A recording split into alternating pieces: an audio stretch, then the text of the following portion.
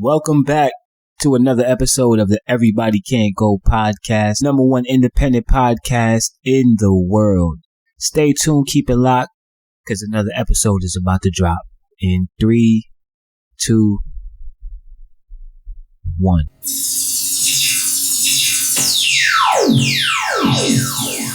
Willmatic TV. I'm here for a good time, not a long time, nigga. I'm way up, I feel blessed. Way up, I feel... What the fuck? God damn. Hey yo, man, is this thing on? Do I even still know how to do this anymore? Huh? Come on, man. Where my soundboard at, man? Let me just make sure that, hold on. Make sure that the levels is right.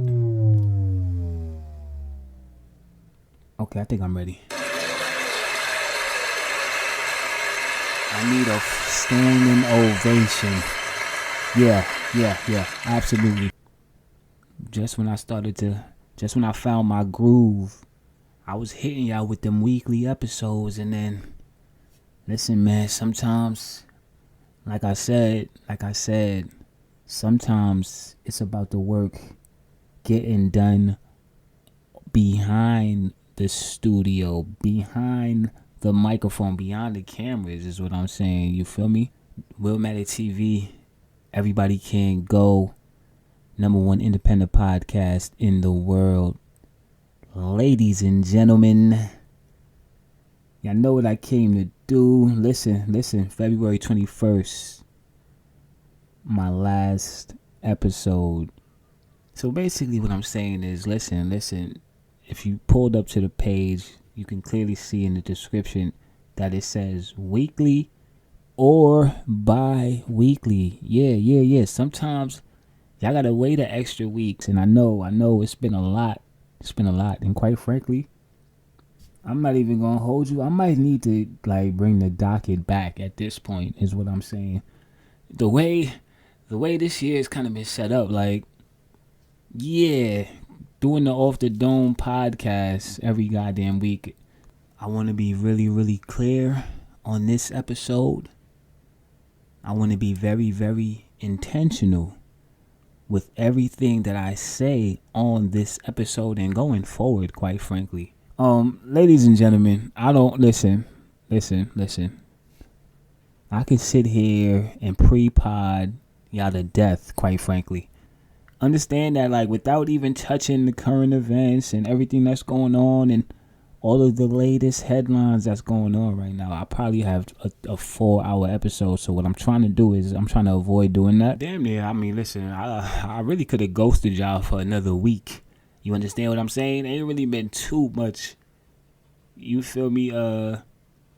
Nothing necessarily for me to come back and embrace. I know I'm here for the celebration, right? And all I'm saying is this: it hasn't been too many moments of celebration this past week. Yeah, we definitely want to acknowledge a few things that have taken place. You know, a few people that we lost, unfortunately. You know, we got some sports. I mean, yeah, it's been kind of gloomy, a little gloom and doom. I'm just saying, if 2025 was a book, what would the title of this book be, fam? Gloom and doom, fam. Yeah, no, most definitely, man. You know, definitely want to acknowledge, some of the losses that we took. But listen, man, we don't want to hang our heads low. You know what I'm saying? Listen, man, it's important. Listen, man, if you gonna come on here, you gotta come on here with high energy, man. That's something that I just feel like it's super important, to basically just be putting out the right energy, especially during these times where I feel like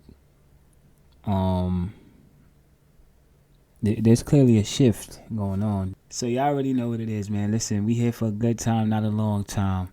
Okay? I done gave y'all so many goddamn classics. There's so many classics in the catalog that I lost count. Yeah. Perception and reality. Turn my bomb up too. I need the bomb a little louder than that right there, fam. I said perception and reality. I feel like it's very important. It's very important that we make the distinction between perception and reality. Not virtual reality. No. This is not a video game, fam. This is 2025. And god damn it, if you woke up this morning, you're blessed. Everybody can't go. Y'all already know, #1 independent podcast, and there is no contest. God damn it. I'm not in competition with anybody. I damn near don't even see anybody at this point. You see, ladies and gentlemen, what happens is, it's actually a really, really funny thing, you know. And I just feel like, yeah, man, perception and reality, like, it really just comes back to that. And part of me for just basically, yeah. Listen, man, it's been a rough week. It's been a rough year, quite frankly. 2025.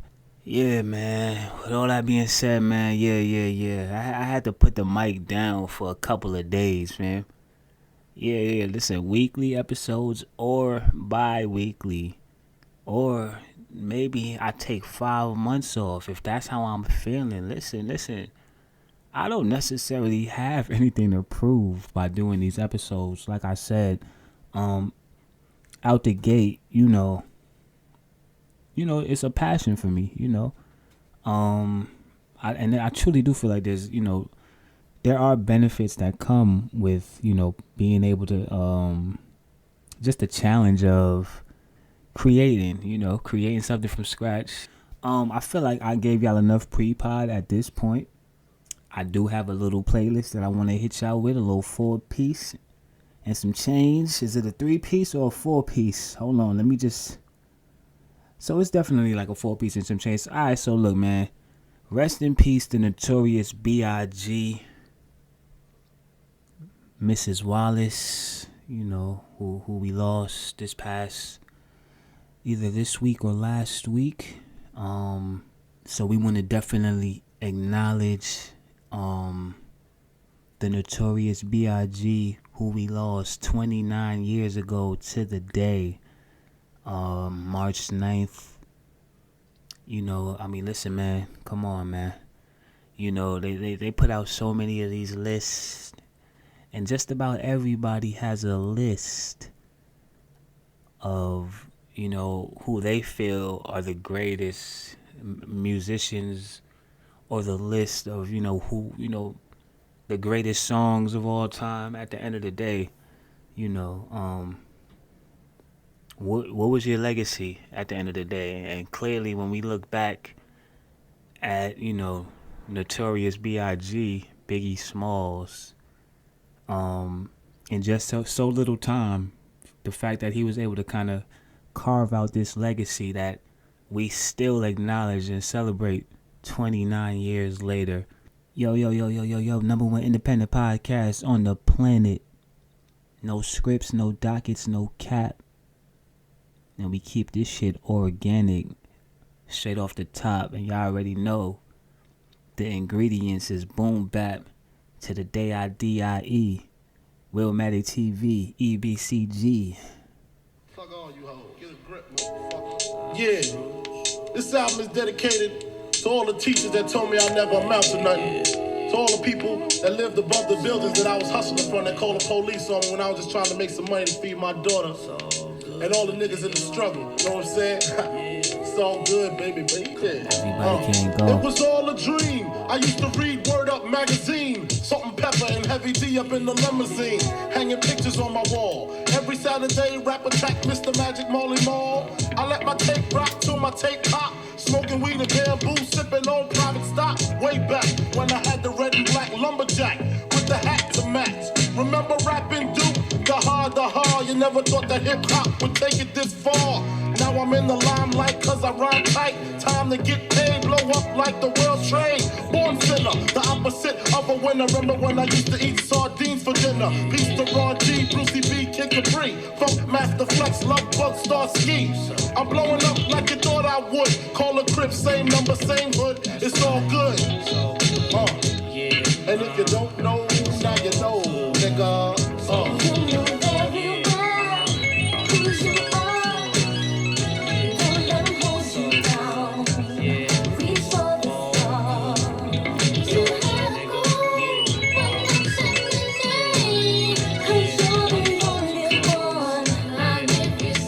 I made the change from a common thief to up close and personal with Robin Leach. And I'm far from cheap. I smoke stuff with my peeps all day. Spread love, it's the Brooklyn way. The Moet and Alizé keep me pissy. Girls used to diss me, now they write letters cause they miss me. I never thought it could happen, this rapping stuff.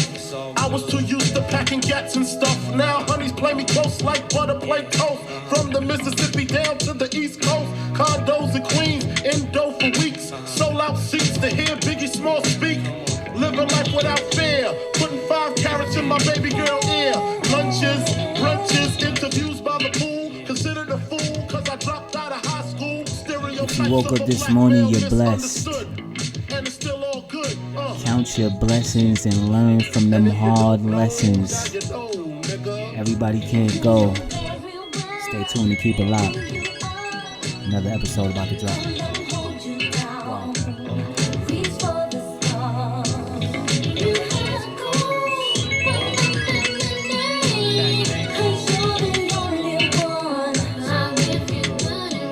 Super Nintendo, Sega Genesis. When I was dead broke, man, I couldn't picture this.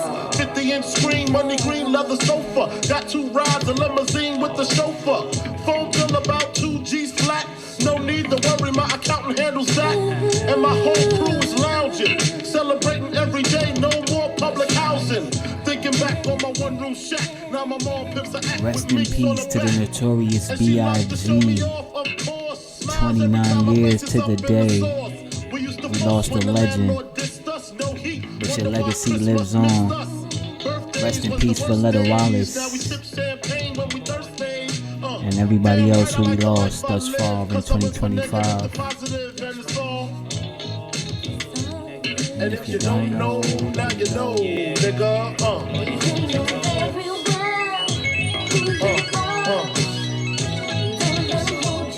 And if you don't know, now you know, nigga.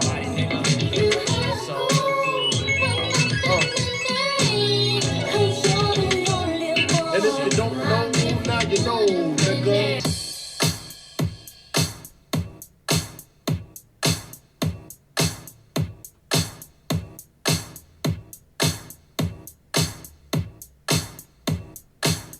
Rest in peace to the Notorious B.I.G. Voletta Wallace. Everybody can't go.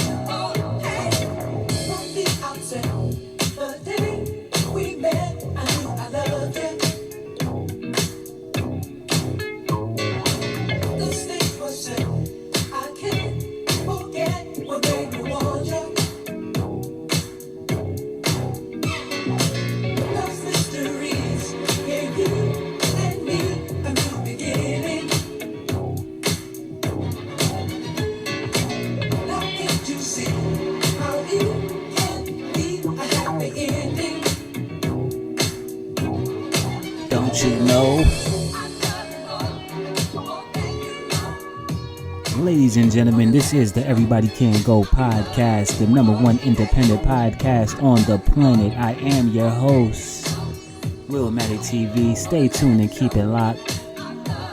Another classic is about to drop. Magnums, why jig a bag something? Watch platinum, got jet lag from. Flights back and forth, pop corks are the best grapes, make the best CDs and the best tapes. Don't forget the vinyl, take girls, break spinals. Biggie B, Richie like Lionel. Shit, you seen the Jesus, dip the H classes, ice project off like shit flounces. Mind your broke asses, even got rocks in the beard and mustaches. Rock top fashions, ain't shit changed except the number after the dot on the range. Way niggas look at me now, kinda strange. I hate y'all too, rather be in Caribbean sands with Rachel. It's unreal, out the blue, Frank White got sex appeal.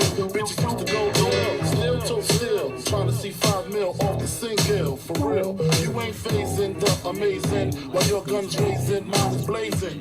See you wanna see me on talking to sweetness, take it for weakness and leak quick. Rocker, fella, bad boy, collabo, 2 MCs with mad dough.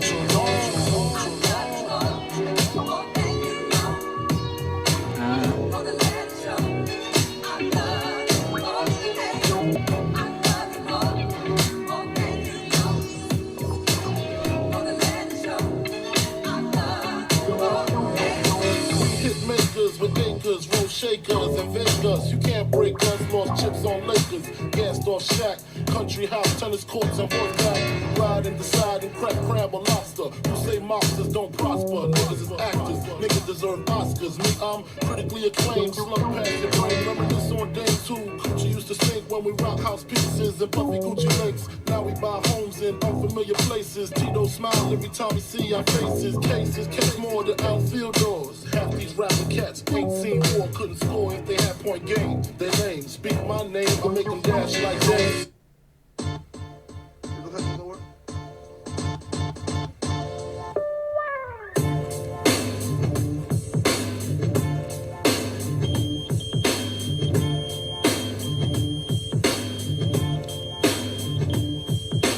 Who the fuck is this? Paging me at 5:46 in the morning, crack of dawning, now I'm yawning.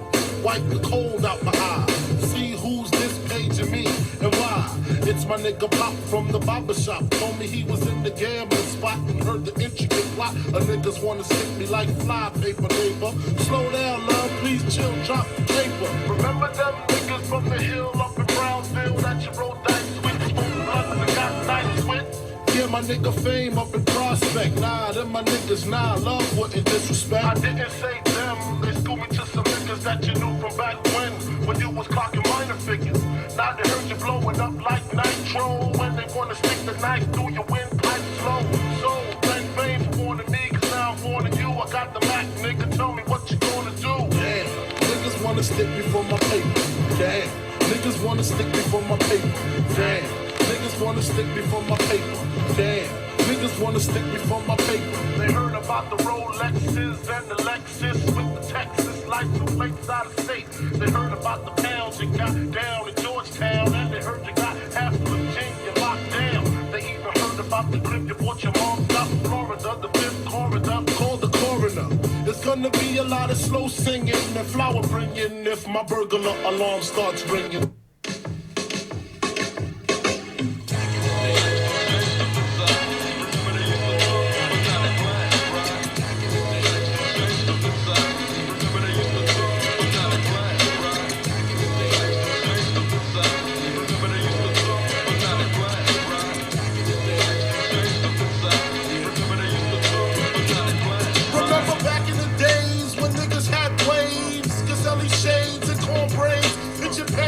Honeys had the high top jellies, shooting skelly. Motherfuckers was all friendly, lounging at the barbecues, drinking brews with the neighborhood crews, hanging on the avenues. Turn your pages to 1993. Niggas is getting smoked, G. Believe me, talk slick, you get your neck slick quick.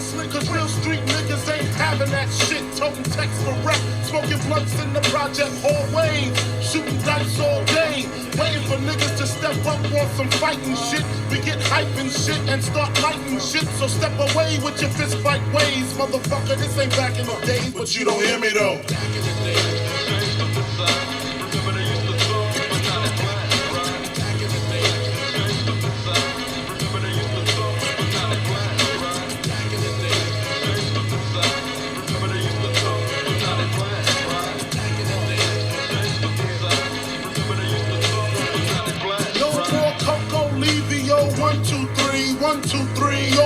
to me is a mystery. I hear you motherfuckers talk about it, but I stay seeing bodies with the motherfucking chalk around it.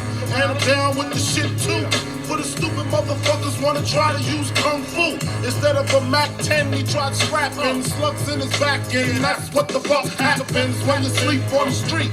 Little motherfuckers with heat wanna leave a nigga 6 feet deep. And we come into Microphone check 1 2 1 2. Y'all already know what I came to do. Can I talk my shit again? Allow me to serenade you with the sounds of the Notorious B.I.G. Once again, I am Real Magic TV. This is the EBCG. Stay tuned and keep it locked. Yeah, I know it's getting ready to drop. Classic.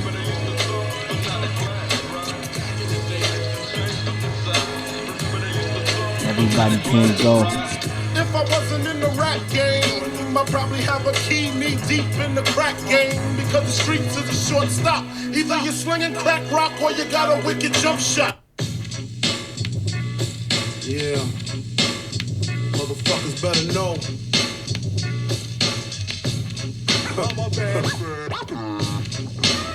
Lock your windows, close your doors. Keep it small. Yeah.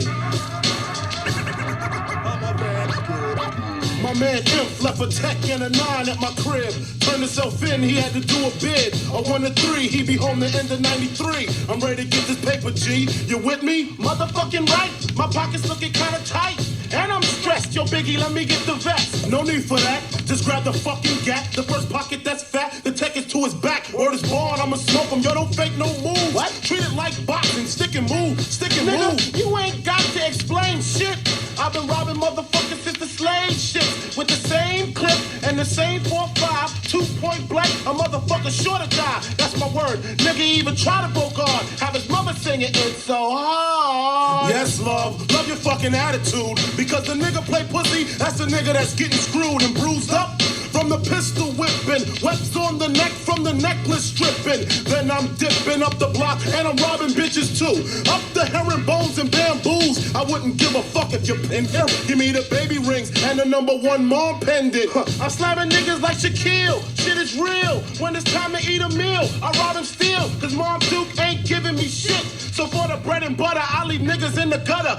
Word to mother, I'm dangerous. Crazier than a bag of fucking angel dust. When I bust my gap, motherfuckers take dirt naps. I'm all that and a dime sack. Where the paper at? When he's sticking you and taking all your money. Give me the loot, give me the loot. Give me the loot, give me the loot. Give me the loot, give me the loot. Give me the loot, give me the loot. Give me the loot, give me the loot. Give me the loot, give me the loot. Give me the loot, give me the loot. Give me the loot, give me the loot. Big up, it's a stick up, and I'm shooting niggas quick if you hiccup. Don't let me fill my clip up in your back and headpiece, the opposite of peace. Sending Mom Duke a reef. You're talking to the robbery expert. Step into your wake with your blood on my shirt. Don't be a jerk and get smoked over being resistant. Cause when I lick shots, the shit is persistent. Once again, I'm on. Everybody can't go. Episode 79 of this little thing of mine. Ladies and gentlemen, I feel like, give me some more applause. Hold on. I wasn't done with that applause. I need a standing ovation every time I get in the studio. God damn it. Cause y'all already know. Listen, man, like I said, I really could have ghosted y'all for another 2 weeks. Realistically, fam. Listen, we ain't get the Kendrick GNX Deluxe. There's a few things that we kind of was looking forward to at the top of the year that we ain't necessarily get. So what I'm saying is this. It kind of has me in a gray area as a podcaster. And then also, you know, as an individual who basically just has a ton of work to do. I feel like we can harp on that. And that's probably another episode for another time. What I want to do is because we have a lot to recap. Yeah, I just feel like as a veteran, I know I've been doing this for quite some time now. I'm on my 79th episode. So what I'm basically saying is this: you have to kind of know how to project and forecast in this space. Yeah. You kind of have to know how to forecast and project. And I don't know, man. I just feel like, you know, the Super Bowl. The Super Bowl probably was the biggest moment. That was probably the highlight of 2025 so far. And what did we do? You guessed it. We completely trashed it, right? So what I'm saying is this. You can't really win in 2025 is what I'm saying, right? It's been a very, very, low vibrational, non-celebrational. Yeah, it just kind of got off to, a rocky start, to say the least. Obviously, the year is not finished, and let me be really clear about what I'm saying here. Low vibration doesn't necessarily have to, be something that's, you personally. I'm talking about just the energy around you. I feel like it's very, very important to just basically know where you are and know where you're at. And more importantly than that, you got to definitely pay attention. Listen, man, I took a couple extra days off because, like I said, I definitely, had to get some things done behind the scenes. Yeah. But more importantly than that, because you definitely have to know where you are, know where you at. But Willmatic TV, you know what I'm saying? I had to take a couple of extra days because, like I said, I've been definitely working behind the scenes, and we'll speak about that more down the line. Like I said, you know what I'm saying? Y'all got to just stay tuned and keep it locked, But I definitely have been in observation mode, Yeah. I've been paying attention. I've been taking notes and I've been making a list, quite frankly, okay? Like Santa Claus, fam. Yeah, some of y'all might get y'all gifts way before December 25th, man, but that's another conversation for another time. Yeah, I've been making a list, though. I'm a firm believer in, show and prove, what I'm saying, with actions and deeds and not words and lip service, although I am a podcaster, right? So I'm going to talk my shit regardless, but what I'm saying is this. Make no mistake about it. Willmatic TV has been getting the work done. And when it comes down to it, I would just hope that everybody is getting the work done, the real work, It's not always pretty, It's not even always visible at the end of the day, Daily deposits.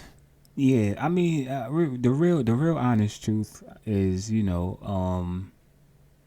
basically as time goes along, you kind of pick up more responsibilities, and it really just gets harder to kind of balance out and prioritize, basically putting out the content over actually getting, the real work done. And when I'm saying the real work, I'm talking about basically you and everything that, pertains to basically keeping yourself in order, keeping yourself in check. On my last episode, we kind of delved into the health conversation, and just basically the significance and the importance of just basically focusing on yourself, and just, how significant and how important that is. I mean, realistically, I can't even imagine it any other way. I'm kind of at a point now where I truly do understand the importance of, being selfish, quite frankly. I think there's a misconception about the word selfish. I think a lot of times when you hear that word, it kind of has a negative connotation that comes with it. Like, basically, the assumption is, when you're selfish, you're a bad person, or you're mean, or you're basically, and I guess that can be the case in some instances, but realistically, all being selfish is basically taking the time to focus on oneself, right? And I don't feel like enough people understand the significance of that, and basically can really even master the art, because at the end of the day, it is an art, and it does take a certain level of discipline, especially considering the fact that now, we have these apps that kind of basically create, or create the perception, basically for us, as far as what it means. Listen, man, we go to these apps on a daily, right? These things are in our pockets. We have so much access to so many different things. So what I'm really saying is, I actually think that being selfish is actually more challenging. And realistically, I guess it all just comes down to what you're trying to do. Great leaders, I do feel like it does take a certain level of selfishness to truly take on a leadership role. And like I said, that it all just comes down to, basically your DNA, and how you're wired. Listen, man, everybody can't go. Everybody's not cut out for the leadership role. That's what we know, the way it's kind of set up. We kind of have all of these apps, on our phone that kind of basically design and, essentially tell us how we should live, and, basically the lifestyles that we should choose. I feel like there's not enough people, basically, trying to lead, hence, all of the followers that we're creating with these apps on social media. Yeah. It's all, it's all good, And don't get me wrong. Listen. I utilize these apps. The EBCG Podcast is available on all DSPs. So what I'm saying is this. I ain't knocking the hustle, but at the same time, I know it's influential. It's influential, You come on these apps, listen, man, I'm no different than anybody else. I indulge, but you also have to, kind of, really keep the balance. And more importantly than keeping the balance, what's the word that I'm looking for right now? You don't want to find yourself in a situation where you're scrolling up and down your phone so goddamn long that you forget what's really going on, and you develop a case of selective amnesia.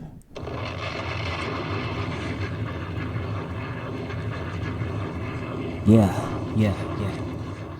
But everybody is not cut out for the leadership role. And that's something that realistically you kind of have to kind of dig deep down within yourself, and really challenge yourself to see if you really are capable of taking on a leadership role. Obviously there's levels to that. For some people, you might be the manager at McDonald's, right? You might be running a restaurant, a corner store, or whatever it is. But what I'm saying is, everybody is not cut out for the leadership role and everything that comes with it, and that's understandable. Listen, man, some people are better off suited, to just follow. Quite frankly, no pun intended. Obviously, that's the whole concept of these apps, ultimately, is, for people to kind of find trends or find different things, and essentially just follow them, right? These shits ain't necessarily, designed for, for you to become a leader or, develop those skills. And what I'm really saying is this. Listen, it's been a long year. It's been a rough 2 weeks, fam. Like I said, man, I've been grinding, just nonstop, and liking the results too. At the same time, I do feel like, listen, man, the grind ain't really bad if it's worth it at the end of the day, fam. And all I'm saying is this, yeah, man, just working, Yeah, you could be whoever you want to be on social media.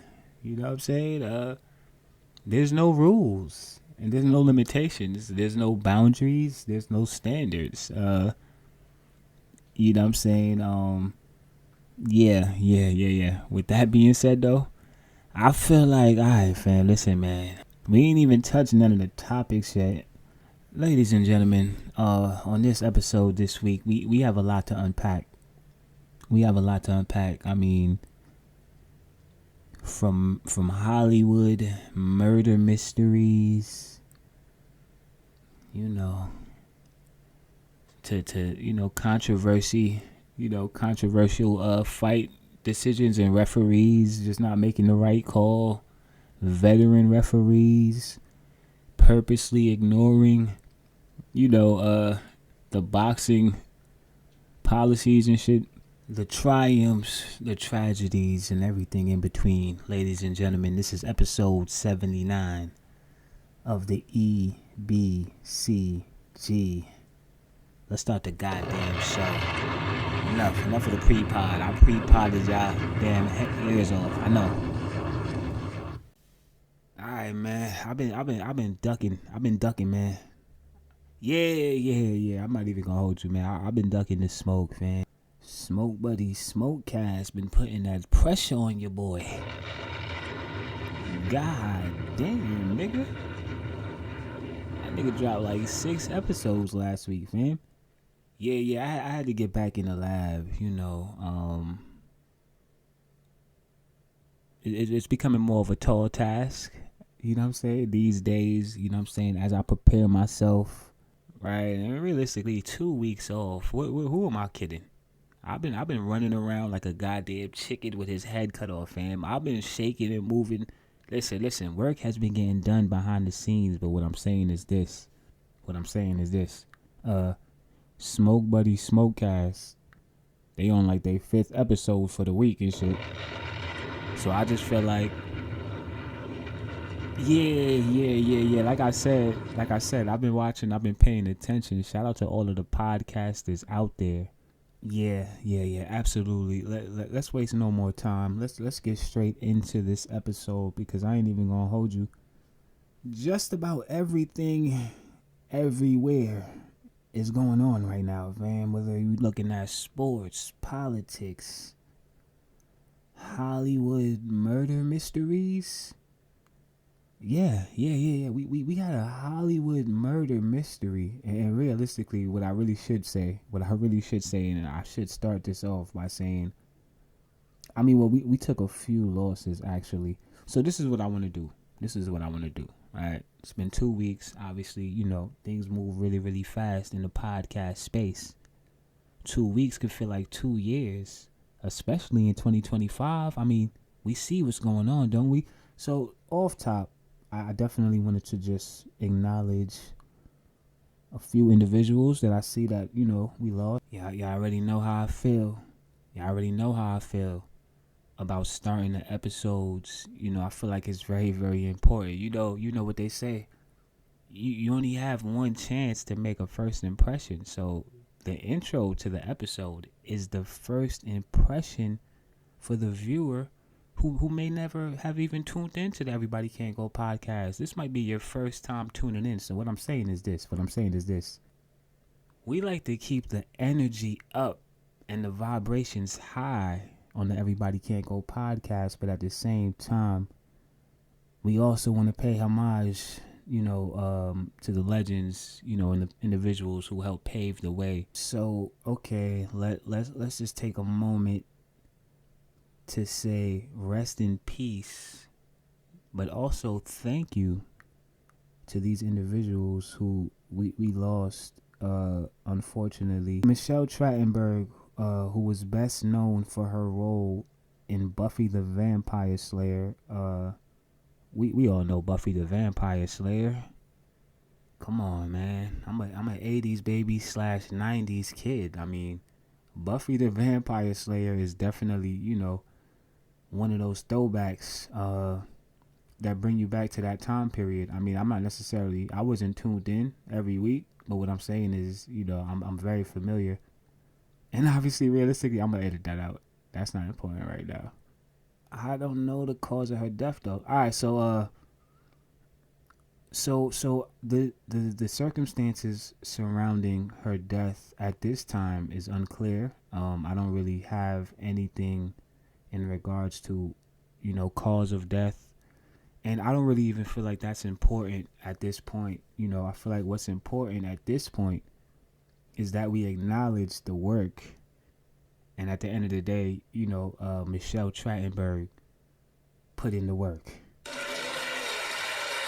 if nothing else, we want to absolutely take a moment to applaud Michelle Trachtenberg. One more time, rest in peace. Roberta Flack. Come on, man.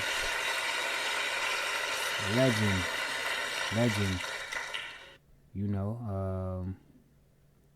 I obviously, once again, we gotta pay homage to our legends and our greats.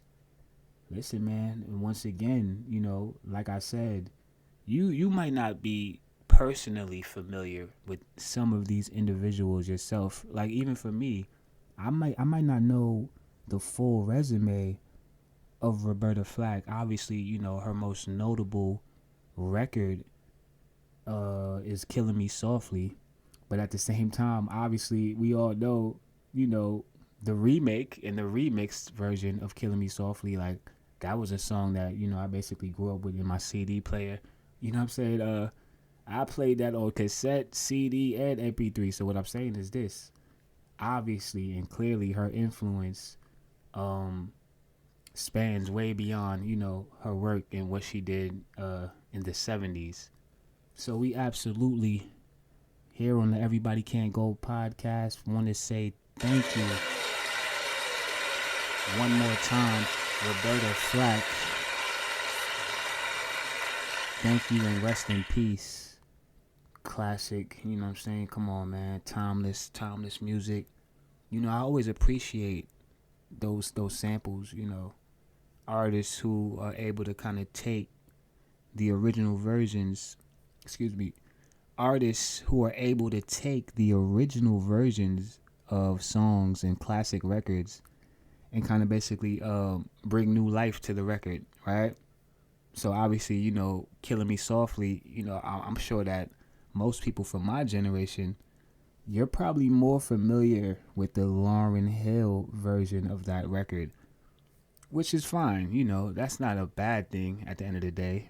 As long as, the artist who originated the record is getting taken care of, because we all know that that's definitely, a lot of lawsuits getting handed out behind closed doors, behind, a lot of music and, the rights to music. I'm getting off of the point. Voletta Wallace, the mother of the late, great Notorious B.I.G., who, obviously we acknowledge on March 9th, 29 years ago to the day, we lost Biggie. We recently lost his mother, the individual responsible for presenting Biggie to the world, right? So obviously, I feel like it's only right that, going forward, March 9th, I feel like it's only right if we go acknowledge Biggie we have to acknowledge Mrs. Wallace. March 9th, obviously, we all know is Biggie Day. You know, we acknowledge Biggie. You know, his music, his greatness, what he was able to, you know, contribute to the game as an MC, as a pioneer, a trendsetter. You know what I'm saying? We also have to now, going forward, I feel like it's only right, if we acknowledge Biggie, we have to acknowledge Mrs. Wallace as well. So right here on the Everybody Can't Go podcast, let me go ahead and put in my pledge for March 9th to officially become Biggie and Miss Wallace Day. You know, I just feel like I'm pretty sure that that's not something that Biggie would be opposed to. And I'm just saying, if we are actually trying to pay respect, pay homage, yeah, I think that'd be pretty dope right there. I don't really want to harp on, obviously, losses, because at the end of the day, you know, what's more important than taking a loss is, you know, what we learn from the loss. So that's pretty much what we're going to continue to do. You know, y'all kind of already know my motto right here on the Everybody Can't Go podcast. You know, I done said it too many times, you know, mamba mentality. You know, I truly just feel like it's so important, you know, not only to just to understand mamba mentality and basically be able to kind of implement that into your daily routine, basically to just push yourself forward. You know, that's definitely one of the things that that was taught, you know, by Kobe. And we're gonna get into some mamba mentality talk a little bit later on. Listen, man, I'm jumping ahead somewhat. Yeah, I'm jumping ahead somewhat. We definitely have, you know, some basketball conversations and discussions to have later on in the episodes. Coming off of that intro,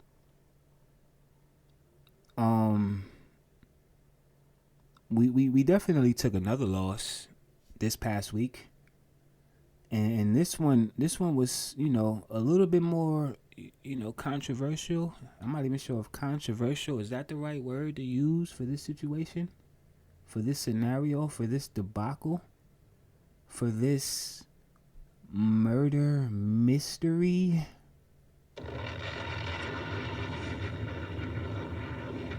This shit is a whole murder mystery, fam. Well, at least that's how they was trying to portray it.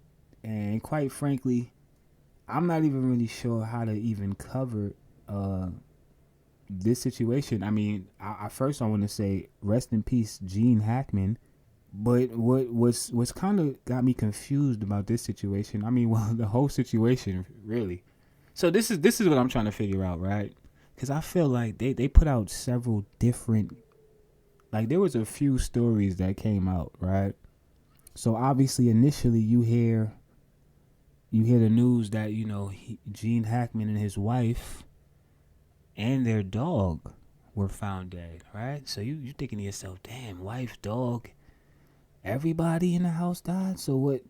The first thing that comes to your mind is probably, I mean, I don't want to say the first thing that came to my mind, but let's just say that there was other situations that we had, like we've kind of seen the scenario play out before, is what I'm saying, right?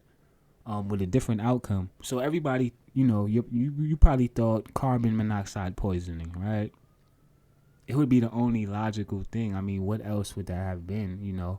I feel like reports came out pretty early to debunk, you know, basically that theory, you know, the carbon monoxide theory, right? So once that was kind of off the list, then naturally, you know, that leads to speculation. And realistically, I'm not here to solve the murder mystery. Foul play is not suspected. What do you make of the fact that they were found in separate rooms?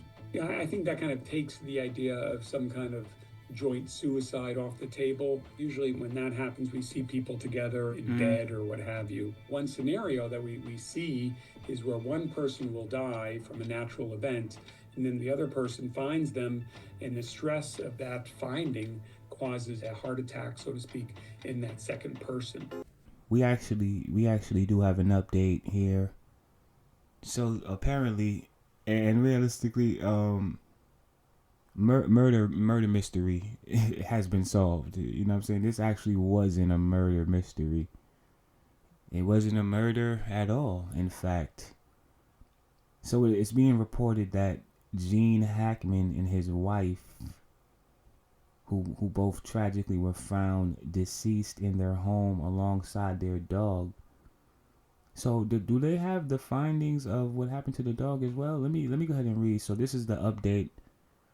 Santa Fe AP forensic experts came to a hardening conclusion Friday about the manner of death for actor Gene Hackman. He died of a heart disease with complications from Alzheimer's. Really? A week after a rare rodent-borne disease took the life of his wife. Rodent-borne disease. Okay, so I mean, I probably have more questions at this point. Now all of the speculation could kind of be put to bed, and although I must say I didn't read anything about the dog, which, yeah, I mean, they definitely said that the dog was found in the closet. I didn't really hear anything about that in this particular article, and quite frankly, I'm not going to continue to try to unpack this. I'm not. Rest in peace, Gene Hackman and his wife and their dog. Unfortunately, we still don't know what the cause of death is. I'm not gonna put that here for the celebration, fam. That's all I'm saying. Y'all made it really, really hard for me to come back off a 2-week layoff. Like I said, fam, what am I coming back to? Yeah, man. Yeah. This is gonna be a rough one. It's gonna be a rough one, man. You know, it's always rough when you gotta come on here, come on these on your platform, and have these discussions, have this conversation. And realistically, listen, I signed up for this, right? I kind of willingly, basically just started doing this, on my own. Nobody asked me to do this. I don't get paid to do this. So what I'm really saying is, sometimes your love and your passion can take you to heights and depths that you may not be able to return from. And what I'm really saying is, sometimes success takes you where character can no longer sustain you. Every now and then I drop gems. Like, I'm just gonna drop that gem. We just gonna act like I'm not even gonna look back, fam. I'm gonna just drop that gem right there for you. You pick that up and you do with that what you wish.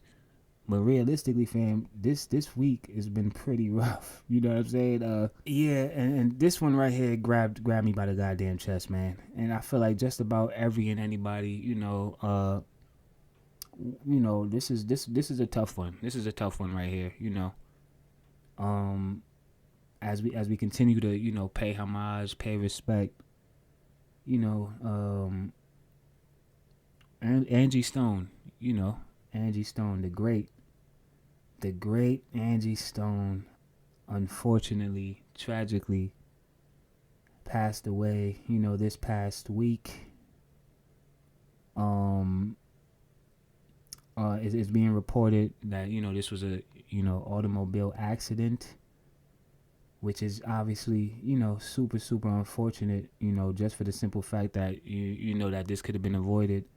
Automobile accidents are always tough. I feel like, there's really no way to around it. You know what I'm saying? It's just kind of no way around it. And, just as an individual, man, listen, man, I've been out there on the road, man, and I know for a fact most accidents are probably avoidable. You understand? And we don't want to harp on it. We don't want to harp on it at all. We just really wanted to come on here, obviously, to say, thank you. Thank you. Thank you, Angie Stone, for all of the great music, moments, and memories, that we will cherish for lifetimes to come. Rest in peace, rest in power, rest in love. God damn, I know, man. I know. It's rough. It's a rough one. This is a rough one right here, man. But at the end of the day, listen, come on, man. Every day is not going to be a sunny day. You understand? 79 episodes in. every episode is not going to be bright and cheerful. It's just not going to be as much as, and even if that might not even necessarily be what I'm saying is I might be on that, but at the same time I still feel like I have to, we got to stay true to the product, man. You know what I'm saying? And at the end of the day, I don't want to cheat my audience, and I don't want to cheat my viewers. These are the current events that are taking place. At the end of the day, I'm here to give y'all the current events. So, it's not always going to be, you know what I'm saying? Listen, man, like I said, 79 episodes in, I done gave y'all a few. Like, go back, you know what I'm saying, to season 1 if you really just want me off the hinges. And that's the other thing, man. Shout out to the growth, man. I feel like if nothing else, you know what I'm saying, just having that ability to kind of go back and just basically see where you started, you know what I'm saying, versus where you at today versus where you're headed. It truly, truly is a beautiful thing, man. Everybody Can Go podcast season 4. Stay tuned. Keep it locked. A lot more in store. We got a lot more to talk about on this episode. I feel like, do I have any more? Okay, so let's just go ahead and also take a moment to just say, okay, see, now this one right here, it's just kind of like, it's levels to this shit, right? Sometimes you kind of understand. Sometimes it kind of makes sense. Sometimes you kind of, there's nothing that you can really do with, a situation like this. I mean, this is just never going to make sense to me, right? And it really does suck that I even have to say what I'm getting ready to say right now. But, I mean, unfortunately, this is the reality. These are the times that we're living in, these situations, I mean, as much times as we've seen. So what am I alluding to? What am I alluding to? We got Texas rapper Lil Ronnie and his 5-year-old daughter fatally shot. Okay, that's what we got. That's what we got. We got rappers getting shot. That wasn't just enough. Rappers getting killed wasn't enough, apparently, fam. They taking it to another level now. Now we sliding on our ops while they out and about with their children. Listen, fam, I really truly don't really have any words for this. I mean, there's nothing really to say outside of this is, obviously super, super unfortunate, super tragic. It's disgusting. I feel like there's nothing that you can't justify this with anything. I don't care if Lil Ronnie owed you $2 billion, fam. This is unacceptable, man. And unfortunately, it just seems like we're just kind of on a rat wheel here when it comes to these situations. You know what I mean? Like, I don't really know. I mean, how many times have we seen this movie before? It's so ironic. It's so ironic. And I don't even feel like, should I even like, yeah, I was just watching that video though. But anyway, that's besides the point. We've seen this movie before. Unfortunately, we're going to see this movie again. I don't really feel like, we're past having a conversation now, right? Now we're at a point where it's just kind of like, you got to just be more preemptive. And, I don't have any details either, which is why I'm really not saying much. There's not really much I can say. You get offended by somebody hurts your feelings, and then you run for a weapon to shoot, right? I'm speaking specifically to these niggas right now, fam. The niggas that can't process their emotions the right way. You can't take a day or two to sit down somewhere to get your mind right. You bitch ass niggas, listen. Willmatic TV, you don't think I got ops out here, fam? You don't think I don't have opposition out here? People who wish harm on me? I'm sure we all can relate to being, in similar situations. But all I'm saying is this. There has to be a way that It just has to be some code, man. There has to just be a code and some honor and some pride and some dignity, some courage, some balls. What's the word I'm looking for here, bro? It's really just code. We completely lost. And I'm saying we, but I'm really not, you know, I don't want to throw myself in that, because at the end of the day, I was never, one thing about me, I never had an issue with putting hands on people. You understand what I'm saying? And what I'm saying is this. With Maddie TV, I've had a squabble or two. I don't see anything wrong with that. Right? Yeah. Win or lose, right? I've lost. I won some and I lost some. But at the end of the day, I live to tell the story on my podcast another day, fam.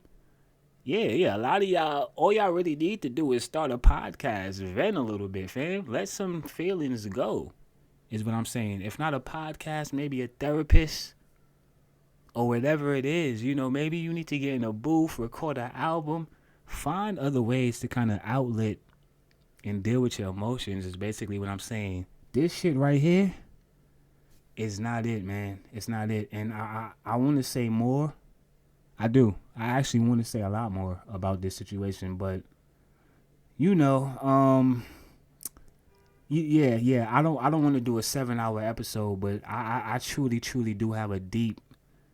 I'll never be able to kind of, you know, there's a lot of things I won't be able to understand, you know, when it comes to just basically things that, you know, happen within our culture, or just really within society in general at this point. Because what is our culture?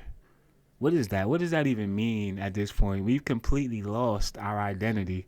There is no more culture. Our culture has been shredded. We sold our culture, fam. I just seen 19 Keys on shout out to 19 Keys, man. 19 Keys been out here moving around, shaking and moving. Listen, man, rest in peace, Little Ronnie. This shit definitely, you know, hit me in the chest, man. It hit me in the chest, and there's no way around this, you know. I don't even know who this brother is. He definitely has a familiar looking face. Like, I've seen him. Obviously, he's a public figure. He's an artist. He's a, you know, musician. So I'm sure, you know, I might have seen him perform or something. But man, that's not even like that's secondary at this point, right? The artists and their music and their careers. You know, when we start looking at 5-year-old daughter fatally shot. Yeah, I have nothing else to say about it outside of the fact that, you know, the first chance I get, fam, to go to Mars. Yeah. I've been hearing they've been promoting that lately. Like, they sending people out of space, people taking trips and shit. Like, it's a thing now, fam. Like, you can actually book a flight and go out of space, fam. And all I'm saying is this. I mean, listen, man. Slowly but surely, we working, fam. Send me, book my goddamn flight, fam. Get me the fuck out of here, fam. I'm not really sure if I can coexist amongst human forms anymore. Like, I think I might need there has to be another way, fam. There has to be another way. Rest in peace, Little Ronnie and his daughter one more time. Super unfortunate, super tragic. And I truly do hope that we could just put an end to this and figure out a way, like I said once again, Deal with that man. Deal with that man. Like, why can't you just deal with that man? I want to harp on this some more now. You see what I'm saying? Because now I'm kind of triggered in the conversation. Like, because like I said, it spawns into so many other things. You know, it's just like, yeah, man, there's too many people out here just emotionally unstable. And I mean, like I said, once again, you know, that can manifest this way, you know. That can manifest in so many different ways, you know. You got people who sit in rooms all day with their anger and their emotions. You know what I'm saying? These people don't know even how to communicate with the outside world, fam. You see these motherfuckers out and about, they look like they might be from outer space, is what I'm saying, right? Like, are you an alien, fam? You look like you ain't never even, like, you just landed on Earth, fam. Yeah. That's going on right now. It's a lot of motherfuckers out here. I want to move on at this point before I continue to trigger myself any further.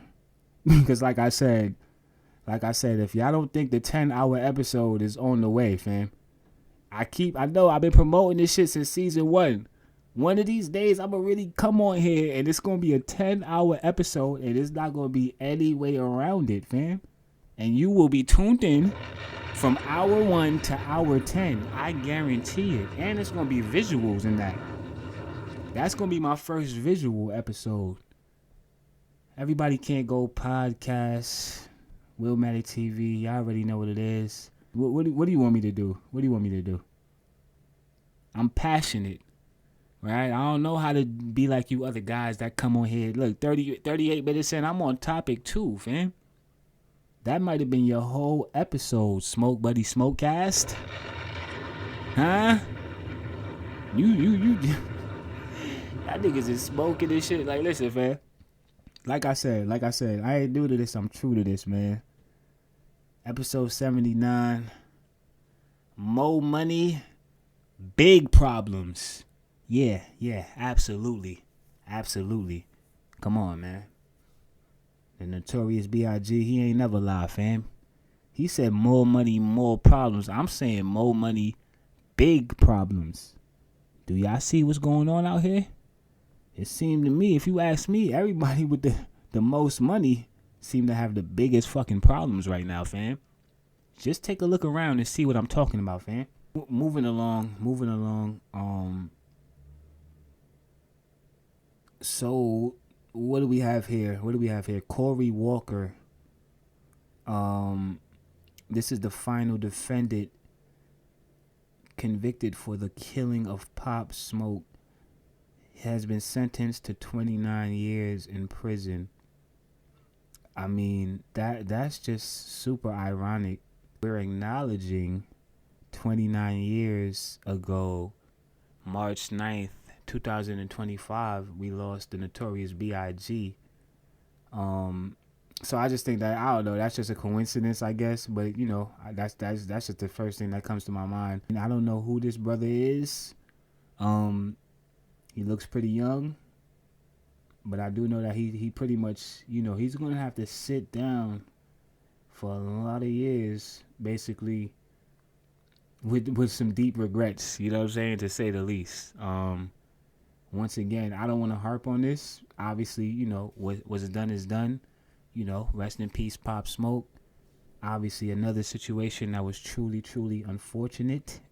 You know, I mean, listen, man, this kid was in the height of his career, you know, and clearly had a lot more to do. So, you know, this is obviously just a very, very unfortunate situation and you know, a pointless situation. And that's what makes it, for me, just more just disgusting, for real. It's kind of like, so, in other words, 2 losses here, right? Is this justice? Do you even call this justice? I don't know. You know what I'm saying? Ask the family if this is justice. You know what I'm saying? I mean, you can't get this individual back. I mean, so yeah, that was just something I seen. I felt like it was docket worthy.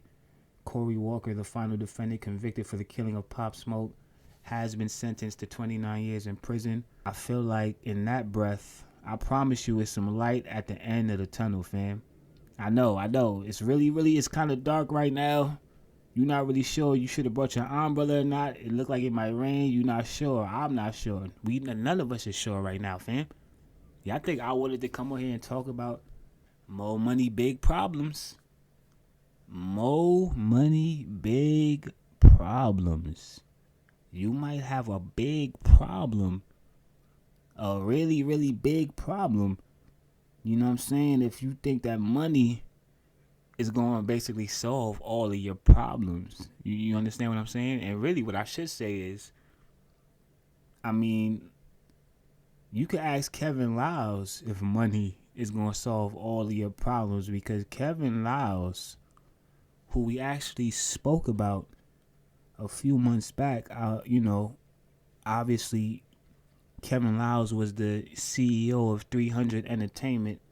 If I'm not mistaken, that could have been, was it 300 Entertainment? I'm going off the dome right now. I'm pretty sure that it was 300 Entertainment, you know, the label that Kevin Liles, you know, was the CEO. He was the head of that label. He ended up stepping down. We came on here. We had that discussion. We had that conversation. At the time, you know, obviously there was a lot of speculation as to what could have been the reason, what was the, why did he step down, basically. And now, I guess this is basically the confirmation of that, because, he's being sued for an alleged 2002 sexual assault that took place at Def Jam. That's all of the information I have. That's all of the information that I need. You know what I'm saying? Personally, like I said, you already know my stance. I'm not really here for the deep dive. Yeah, I don't really need to know the ins and outs of what's going on behind the scenes with individuals and their personal lives, Like I said, for me personally, you know what I'm saying, going into this summer, that's coming up like really, really soon. I just feel like personally, it's just so many other things on my priority list going into the summer that Kevin Liles, like I said, we gonna pay attention and we gonna stay tuned from a far distance, right? Because I feel like I'm just seeing the same, thing. Basically, we're on a rat wheel here at this point, right? Like, we've seen this movie before. We've seen this headline before. We just recently dealt with this situation. It's tough, man. It's rough out here, man. It's rough out here, man. If you're a black man trying to, and I don't want to even do that because, like I said, every situation is different, and every situation varies. So that's Kevin Liles. So we'll just stay tuned and, basically see if this is basically going to, play out in a similar fashion, that we've seen other situations play out, Are more people going to be coming forward, as the months go on? Is it going to be one of those? Are there more victims? Are there more skeletons in the closet? Huh? We got murder mysteries. We got sex crimes. It's a lot of just like, it's a lot, fam. Y'all gonna force me to basically watch. I don't even really watch the shows that they put on TV that involve these kind of, where this is the theme and shit. Like, this is the norm to a lot of people is what I'm saying, fam. I'm not quite there yet, fam. Yeah, I'm disgusted. I'm disgusted to say the least. Okay, where do you go from there? Where do you go from there? Where do you go from there? Huh? You guessed it. You guessed it. We got Jay-Z and Tony Bugsby in this week's latest episode of Lawyer Wars. Yeah, the war continues outside of the courtroom. Well, inside of the courtroom, obviously the case, I'm alluding to it, and once again, I don't really want to harp on it. What's done is done. Obviously, we kind of all heard and we kind of all seen, the news when it broke. There were some accusations made involving Jay-Z. We were disgusted. We came on here. We had that conversation. And yeah, I pretty much, just like I said then, we kind of got to just, let the situation play out and kind of just see where, where the chips land. And now at this point, Jay-Z basically is not going for that shit at all, fam. You know what I'm saying? Jay-Z is basically willing to burn all of his resources, and I don't blame him at all, fam. I fully expect for Jay-Z to be relentless in his approach, legally. When it comes to this individual, Tony Bugsby, who at this point, I don't even really know what to call. I mean, I guess we just call him Tony at this point. I mean, he's not a lawyer anymore, is he? Didn't they strip him? They stripped him of his rights. Like a goddamn, like you know what I'm saying? Like somebody gets robbed and stripped of their goddamn clothes and shit. They left him naked. Okay? In the world of lawyer, like, he can't walk into the room anymore and like step with his briefcase and like with his chest out. Like, that's over with, fam. They took your rights, okay? They revoked your rights. He's no longer able to practice law. I'm going off the dome here, right? It's something that, I'm pretty sure I read this a couple of days ago.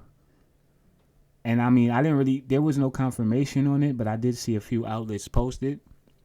So I just assumed that, listen, I seen Lauren LaRosa. You know Lauren LaRosa. Once Lauren LaRosa report on it, I just assumed that she went through the proper channels and she, checked with all of her sources.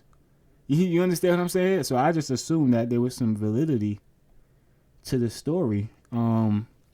Because I seen Lauren LaRosa posting about it. But I'm at a point now where I'm kind of just like, yeah, Tony Bugsby, I don't feel like I need to ever really see or hear anything about this individual ever again at this point.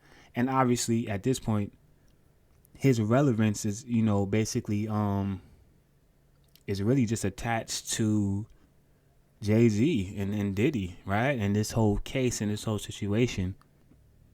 Yeah, man, for some people, listen, man, everybody's moral compass isn't, the same, right?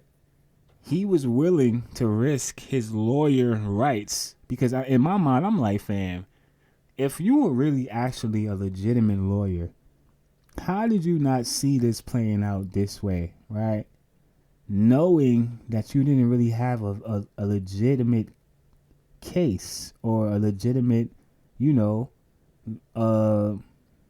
basically the victim didn't have a legitimate, her story didn't hold up, or she was basically just not telling the truth at this point, right? I'm having a really, really difficult time. Like I said, once again, now, like I said, I mean, it's in the description, right? No scripts, no dockets, no cap. Y'all know there was a point in time where I used to literally put pen to paper, fam, for this podcast. Like, I used to sit for days, fam, with that damn pen, trying to write down my best thoughts, jot down my takes, my segues. Like, I used to really write. What I'm saying is this. I kind of graduated from that style, right? And we was just talking about Jay-Z. I know Jay-Z don't write. Well, guess what? Guess what, buddy? I don't write either, fam. When it come to this podcast shit, no script, no docket, no cap. So what I'm saying is I'm having a difficult time with basically all of these screenshots I have, right? It's been damn near 2 weeks. A lot has taken place. A lot has been going on. It was certain. Some of these screenshots were taken in the middle of 4 a.m. overnight. I'm half up. Listen, man, it's a lot. It's been a lot, right? So what I'm trying to say is I'm just trying to make sure that, we keep the continuity here. All right, so look, we just got finished talking about Jay-Z and his legal debacle with former attorney Tony Busby, former disgraced attorney Tony Busby. Yeah, so this story broke in regards to rapper Lil Baby. Atlanta police blaming the rapper Lil Baby for the deaths of 2 teens, calling him a coward. Atlanta police are offering $50K for tips, leading to his arrest. So obviously, this is just one of those situations that I don't really even want to speak on, to be honest. I'm not even really sure. No. Actually, I do know why I screenshotted this. I do feel like, yeah, man, like I said, sign of the times, right? So, obviously, this would just be another rapper who, we just kind of basically been seeing go down this path. Obviously, we just recently witnessed, Young Thug, who's home now, right? Fortunately, his situation played out the way it did. But now I feel like every time we get one back, we lose another one. And quite frankly, I don't really have much to say about the situation. I do feel like it's somewhat baffling to me. Like, the Atlanta police blaming rapper. In other words, are they blaming him for these deaths, or do they have solid, concrete evidence and proof that this man has anything to do with this? Because what I'm saying is this.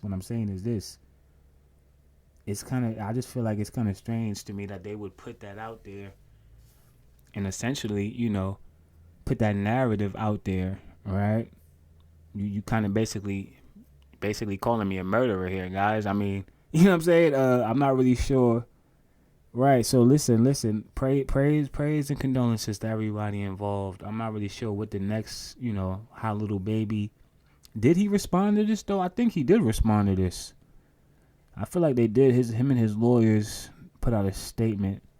I feel like it's only right that I read that, just because, like I said, this is a sensitive situation. And I do feel like, I don't know, man. If we look at that scoreboard, Rappers is down right now. When it comes to, A$AP Rocky got to win. Everybody not going to have A$AP Rocky lawyers.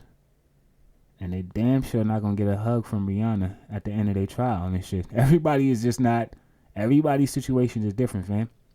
Everybody can't go. But y'all already know that, though. It's become too much of the norm to see these situations play out on social media as opposed to, them playing out in the courtroom where they're basically supposed to play out, right? In other words, I don't really necessarily feel like we need to see everything. We don't need to see everything. The Atlanta police, they put out these accusations. These are some serious accusations, man. And I would just hope that, like I said, once again, obviously for the sake of Little Baby and his entity and, or just for the sake of, for the sake of good, for real, I would just hope that this is not true, right? But at the same time, it's kind of like, damn. So Little Baby did actually respond. Okay, so Little Baby did respond. And I quote, Atlanta rapper Little Baby is pushing back after Atlanta police homicide commander, Maj Ralph is the name of the homicide commander, suggested that a music video. Okay, right. So that was the whole piece that I missed, right? So what they were saying was that this was something that stemmed from a music video that he shot and held last summer. By last summer, I'm assuming they mean 2024. They were saying Little Baby was cold. Realistically, they said Little Baby been quiet musically, right? Is what I'm really saying. So clearly not. He's been making a lot of noise, so much so that the Atlanta police are now involved. At a press conference Wednesday, Woolfolk described the event as a cowardly act and alleged that the rapper filmed in a location he knew he should have not been. I just feel like, realistically, I don't know. So do the police subscribe to the gang rules now? What do you mean I shouldn't have been? It's a free country, no? You got people wearing shit, Make America Great hats. I just feel like I see everybody kind of expressing themselves, and it does seem like, I don't know. This does seem a little targeted, right? And I don't want to stay on this too long. We have way more important things to get to, realistically. We definitely got to talk about that fight that took place this past weekend. Absolutely. Yeah. We got to talk about it. We got to have a conversation. We're going to get to that shortly. I wanted to highlight this because, like I said, once again, I just feel like this is something that we have seen, it does just seem to be a reoccurring thing now, And at the end of the day, Will Matter TV, EBCG Podcast, y'all already know how I feel about, listen, my hip-hop flag is deep into the ground, okay? Y'all already know my stance. I wave that flag proudly. So at the end of the day, although I may not be, a fan necessarily, I don't have to be a fan of your music to, basically empathize with your situation or just, basically highlight a situation that I feel like needs to be highlighted, right? We will be keeping our eye on this situation. We will be paying attention, and I'm sure that, more will be coming out later on down the line. But yeah, man, prayers up to everybody involved, though, Like I said, man, I don't know, Atlanta, man. Sheesh. Ever since, that they definitely did make that clear, though.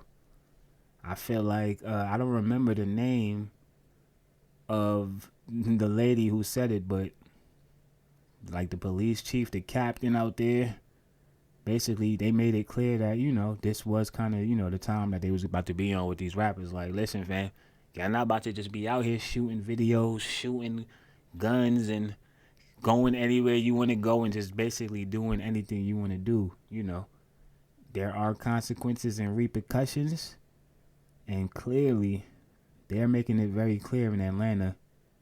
Yeah. So praise to everybody who's involved, man. I definitely, at this point, like, realistically, fam, what we gonna do? 2 hours of just bad news and shit, fam? I'm on hour 1. I'm 1 hour in already. It's crazy. All right, man. Let's try to lighten the mood somewhat here. That was a rough first half right there. I'm not even gonna lie. Just like 2025, fam. What we in March now? We definitely in March. Like I said, you know, yeah. Sometimes it's gonna get gloomy. It's gonna get gloomy sometimes, but at the end of the day, you know, listen, man, this is what's going on out here. Listen, we can't act like we don't see and we don't know what's going on. All right, fuck all that, man. Let's get to the nitty gritty. I don't want to be too aggressive with this. I don't want to be too, like, excited about this. So obviously we all seen at this point, or we've heard about, you know, the Gervonta Tank Davis fight that took place over this past weekend. I feel like at this point, so the reality of the situation is we pretty much were already kind of having the conversation about boxing, and basically my opinion is that they're in a bad place right now. And maybe bad is a stretch. Maybe I'm taking it a little too. Not necessarily that they're in a bad place, because obviously, clearly what we've seen is that they're obviously still capable of putting on exciting fights. But at the same time, all right, so let's get to the nitty gritty. Gervonta Tank Davis, Lamont Roach. Okay, it was a slobber knocker. It was a spectacle. It was a shit show, fam, is what it was. Okay, realistically, nobody knew. I mean, let me speak for myself. I wasn't even really, like, usually I like to kind of, you know, tune into the fight, the lead up. I'm usually tuned in for the training camp. I'm watching all of the documentaries. Like, I'm watching the guys hitting the mitts, hitting the pads, hitting the bag. I want to see what you look like, you know what I'm saying, coming out of the training camp. I want to hear the trash talk. I'm usually a lot more invested, is what I'm saying, right? For this fight right here, I just feel like I wasn't really invested, you know, for the fight. It was kind of just like one of those things where, like, 2 days before the fight, you kind of remember, oh, they're fighting this weekend, so you tune in and you tune in to see a fight. We saw a fight. You know, punches were getting thrown.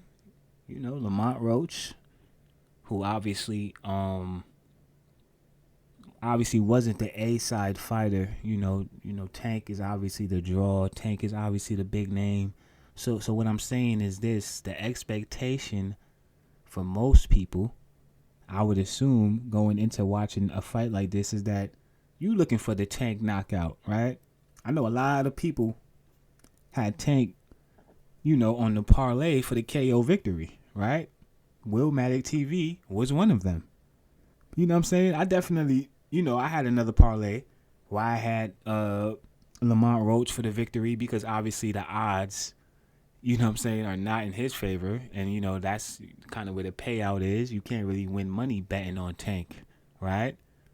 Because his reputation precedes him at this point.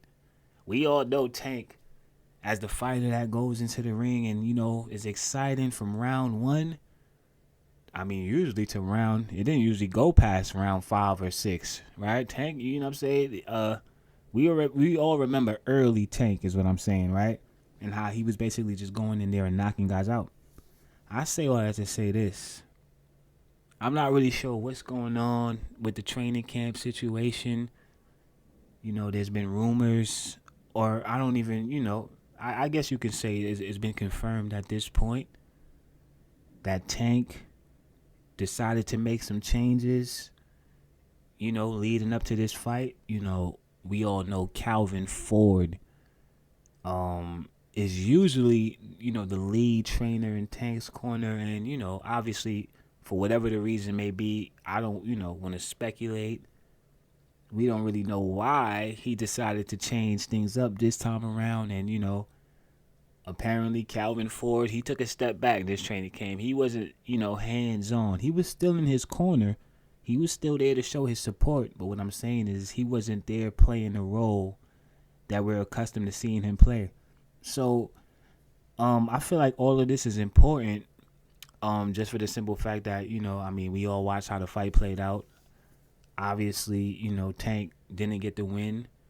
None of the fighters picked up a win. It was actually a draw, right? And realistically, that's just not what boxing needs right now. You know what I'm saying? Nobody is tuned in to see a draw, right? We didn't even really scratch it. That's just scratching the surface. That's not even that half of it, right? Then we have to have a conversation about the refereeing, okay? So obviously, there was some controversy, to say the least, because, the decision ended up being a draw. But a lot of people didn't agree with that decision. A lot of people felt like Lamont Roach actually won the fight. Yeah, I had to break the audio real quick. I'm not even gonna hold you, fam. I had to run back some of the highlights real quick. First of all, all right, so let's get to it. First of all, let's start with the fact that nobody knew who this guy was coming into this fight. But what I will say is he did a really, really good job. He did a damn great job of, standing his ground, man. He stood his ground in there. And quite frankly, a lot of people say he won the fight, So, yeah, all right, fight, round one out the gate. I feel like very, very technical fight out the gate. I feel like Tank has evolved as a boxer. I feel like he switched up his style to a certain degree. He used to come in there out the gate, high energy, kind of throwing big punches in the first round. Now he's more paced. He's more relaxed.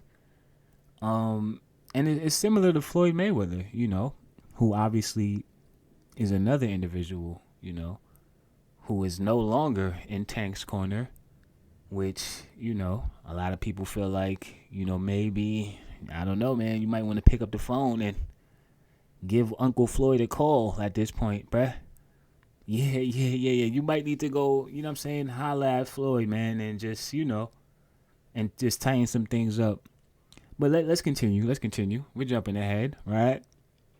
I'm sure later down the line, him and Floyd will connect or reconnect, and they'll have that conversation when the time is right, Yeah, man, round two. Nothing really changed. I feel like they were still trying to figure each other out at that point. But let's get to round 9, because at this point, we were watching the fight, and we probably were all thinking the same thing. This guy is not as bad as we thought. As a matter of fact, he's pretty damn good. As a matter of fact, he catching Tank with he just caught him with a counter right. I actually have his playing in the background right now. He definitely caught him with a nice counter right in round 8.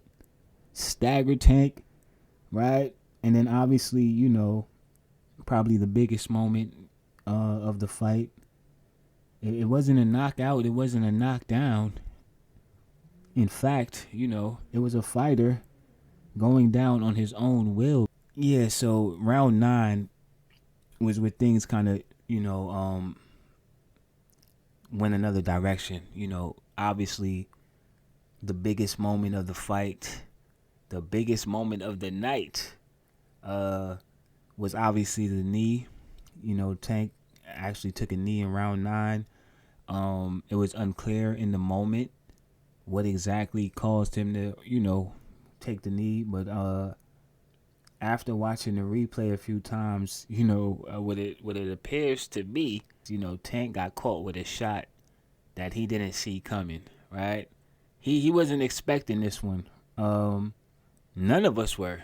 And we definitely wasn't expecting to see Gervonta Tank Davis, okay, go down on one knee like Colin Kaepernick during the national anthem. Nobody thought in a million years, if we would have seen that on the parlay, if they would have had Tank takes a knee in the parlay, they would have had that shit in the specials. That would have been, the odds for that would have been insane, fam. Nobody seen that coming. We didn't expect for Gervonta Tank Davis to turn into Anthony Davis, fam. We weren't expecting that. I wasn't expecting it. You wasn't expecting it. But that's what we got. You know what else we got? We got a veteran referee. Referee Steve Willis is probably the story of the night because, this is a veteran referee. I don't know exactly how many years he's been, a referee professionally, but you hear veteran referee and, you know what I'm saying? I'll just assume that he has about, 20 years under his belt, if not more, right? And he's going viral before, I feel like I've seen this referee in the past. What I'm basically trying to say is I don't really feel like there's any explanation for this as far as, so obviously we all know that in the sport of boxing there's rules, right? And I don't feel like you have to necessarily be a boxing, aficionado. You don't have to be a expert analyst and, have an extensive knowledge of the sport of boxing to pretty much have a good idea that when somebody goes down on one knee, that probably means that they're either losing the fight or they're getting ready to lose the fight, fam. We don't really see, have we ever seen a fighter go down on a knee and throw a punch? We've never seen that, right? So, listen, Steve Willis, I just think it's a little absurd that these referees are not held to the same standard that these fighters are held to when it comes to basically press, right? And media obligations, right? I feel like if there's anybody that I want to hear from after the fight, especially when the fight ends, in controversial fashion, such as this one did. It ended in a draw. Like I said, Tank Davis, round 9, he ended up taking a shot.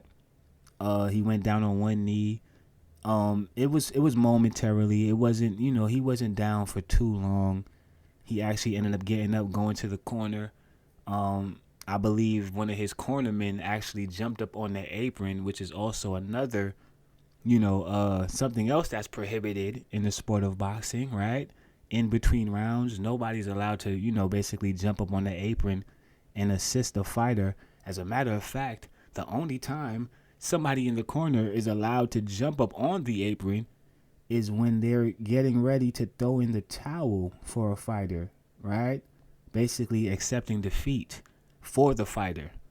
Some fighters don't, they don't want to accept defeat. You got to go up there sometimes and you got to end the fight for a fighter, when he's just basically not on top of his game. That wasn't the case here, and I don't want to basically drag it and make it seem like Tank was in there getting his ass beat, because that wasn't the case. Listen, he went in there, he might have underestimated his opponent to a certain degree. Realistically, though, I feel like they have history, right? Yeah, they had history, so that was the other thing. So this guy is, somebody who Tank is actually familiar with, right? I didn't find that out till after the fight, right? So they actually, had some fights, in the amateur ranks. And at this point, it's just like, how many of Tank's old sparring buddies are we going to watch this nigga fight on pay-per-view, fam? Like, at a certain point, I do kind of want to see you fight somebody that you don't know. Maybe somebody that you're not cool with, somebody that you don't know their mom and their whole family. They was at the press conference catching up, reminiscing on old amateur fight nights and shit. I just feel like, I don't know. Like I said, for me personally, I feel like the build up to the fight is just as important as the fight itself. And I just don't feel like, I do feel like that was missing for this fight. Then when we actually get to the fight, Steve Willis, all right, so listen.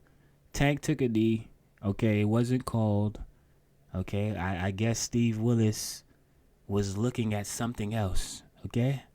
I'm not sure what he was looking at. I'm not sure what he was doing in there, but he clearly didn't see, or he chose to just not call a fighter taking a knee, which is, a deduction of a point, which had he had made that call, obviously the outcome of the fight would have not been a draw.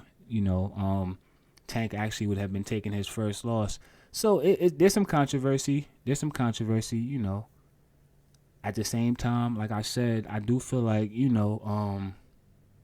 still got to give credit to both fighters at the end of the day for getting in there and, listen, man, it's a dangerous sport. So, you much respect to every fighter that steps into the ring at the end of the day, win, lose, or draw. But at the same time, I just feel like boxing, they're in desperate need of a big moment. And like I said, we've kind of been having this conversation. I feel like,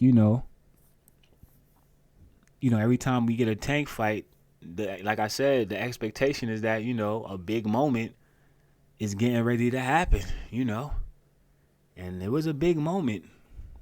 It was a big moment, all right? It was a big mistake, fam. A big error. I mean, it's just not looking good right now. It's not looking good. So as far as Steve Willis, I'm not really sure what, I don't know. Do we ever get an explanation? Because I definitely do. Like I said, I did see somebody did attempt to get an explanation from Steve Willis, and he completely shut them down, fam. He looked the other way. Like, he turned his head and just didn't even acknowledge. He turned his head the same way he turned his head when Tank took a knee, fam. But he saw it, though. It's not like he didn't see it. He saw him take the knee. He just didn't call it, which is kind of crazy for a veteran referee. Tank Rob Roach. Did Floyd Mayweather actually speak on this? I don't want to see this right now. I don't know. So look. What happens next? What happens next? Do we actually get a rematch?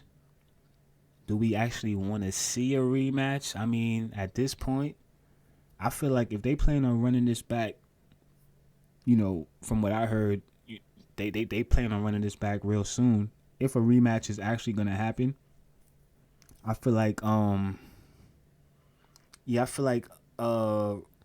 it's in Roach's contract for the rematch, right? So he gets a mandatory rematch. I don't know. We're not clear on when, and where that takes place. I heard some things get thrown out there. I heard, maybe May, this upcoming May in Baltimore, which is, Tank's hometown. That sounds like it could be an exciting, spectacle. And, at this point, I don't really see what else. What other fight are you? There's nothing else for boxing to really, and this is what I'm saying.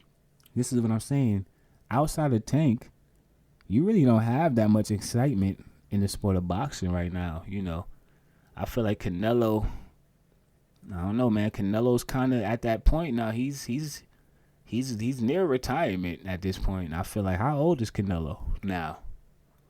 How many more, knockouts does he have in the tank at this point? No pun intended.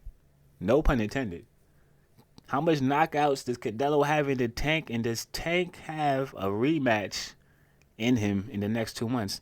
I don't feel like any of the fighters really took that much damage.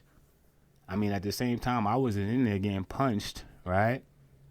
Tank landed a couple of good shots, though, man. You gotta give Roach some credit, man. He took some good shots, as well as he threw some good shots, man. You gotta give both fighters credit, man. These guys showed tremendous, heart. Standing in there, they went toe to toe. I feel like nobody backed down, outside of the knee. It was pretty much toe to toe. from round 1 to round 12. So a draw is how we end. I do feel like a rematch is probably the best course of action if you want to basically, kind of just put this behind you, because realistically, fam, this is going to be a blemish. Yeah, they're not going to let him live this one down right here. They're going to forever, like Floyd Mayweather, and I don't want to, I hate to do this because I feel like I do this after every fight at this point. And I mean, how can you not? Or how does this not just make you appreciate what Floyd Mayweather was able to do even just that much more? And I feel like after every boxing fight I've seen recently, I mean, that just becomes more and more apparent to me. Like, damn, this guy really was a true, special talent in the sport of boxing, And yeah, like I said, once again, man, Tank, I'm sure his ego, listen, man, we all have ego. We all have pride. We all do. So, yeah. Every now and then, your ego might, kind of, basically make you go in a different direction than, basically where your heart wants you to go. But I do feel like when it comes to boxing, I don't feel like anybody else is more qualified to, basically, Floyd is basically somebody that you would want in your corner, right? So we'll have to see how that goes, Is Gervonta Tank Davis, is he going to make some more changes going into the next fight? Is he going to even acknowledge these, these things? And, sometimes fighters don't even, you got fighters in denial. Like, a fighter might not really even think that he needs to change anything. Or, I mean, we all seen what happened to Deontay Wilder. He's been trying to make a comeback. You know what I'm saying? Not so successful. And we talking about somebody who has, I think, probably the most knockouts. Like, his knockout ratio is up there, fam. He's up there with Tyson. He broke a few records. And it's hard for him to even get back. So, like I said, that just speaks to, I feel like, boxing basically being in a bad place, And when you have YouTubers basically carrying, your sport on their back, yeah, at that point, maybe it's time for us to tweak some things, man. I don't know. Maybe their social media presence isn't as strong as it needs to be. I'm not really sure what it is. I know that the WNBA figured that shit out, though. Yeah. I don't know. Maybe they need to hire some of the, the marketing, people over at the WNBA, because they've done an amazing job of basically breathing new life into the, the WNBA, and obviously the ratings, a clear reflection of that. I feel like at this point, yeah, man, do I have anything else as far as boxing? No, that was pretty much it right there, man. Tank fought, and he didn't get a knockout, it ended in a draw, and he took a knee, fam.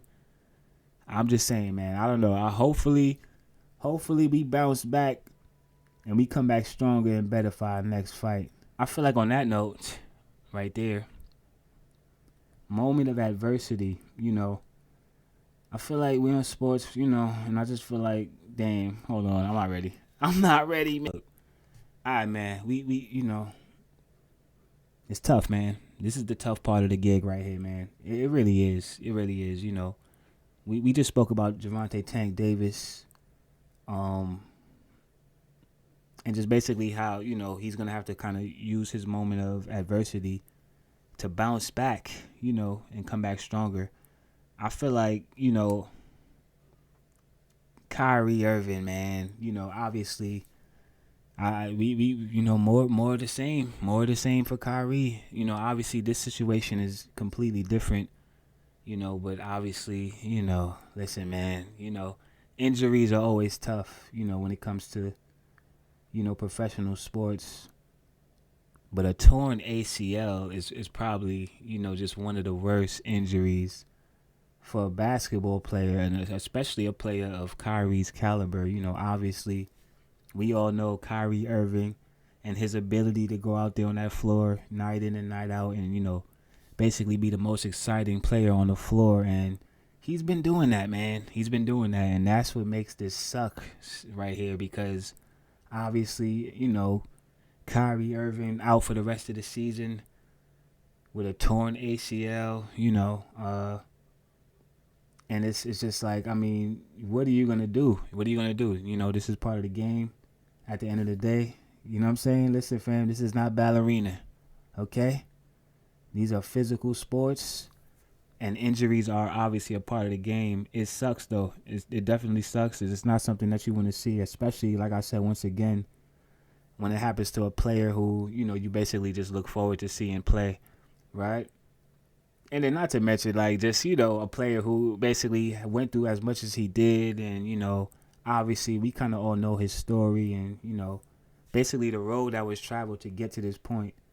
And to see him kind of, basically kind of find his, his spot on the NBA roster where it seemed like, he basically took on the leadership role and he started to flourish in that role. I just feel like the timing of this this couldn't have came at the worst time, Yeah, man. Yeah. So it's just the timing of this, the significance of the injury. Like, this is not like an ankle injury. This is not a broken finger. This is a torn ACL, fam. Once again. And we all kind of know. I mean, yeah, we've seen players kind of bounce back from these injuries before, though. So I feel like, obviously, we want to just say prayers and condolences, obviously, to Kyrie, I'm pretty sure he's going to bounce back. He actually did actually take to, IG Live, and it was kind of good to hear from him and see that he was kind of in good spirits. I mean, as best as spirits as you can be, obviously dealing with the circumstances, right? I'm sure he kind of had to put on a poker face a little bit, you know what I'm saying? Just to basically, let his fans know that he was basically going to bounce back from the situation. I feel like I was getting ready to go somewhere else. Right. So, obviously, Jaden Hardy, you know what I'm saying? They're backup Kyrie. They lost their backup Kyrie, fam, in the same game. I feel like the play after is something crazy, right? So, not only do you lose Kyrie, you lose your backup Kyrie off the bench, Jaden Hardy, who, obviously, I feel like if they would have at least kept him, like, they would have probably had somewhat of a, they have nothing. AD obviously has been out since he arrived, right?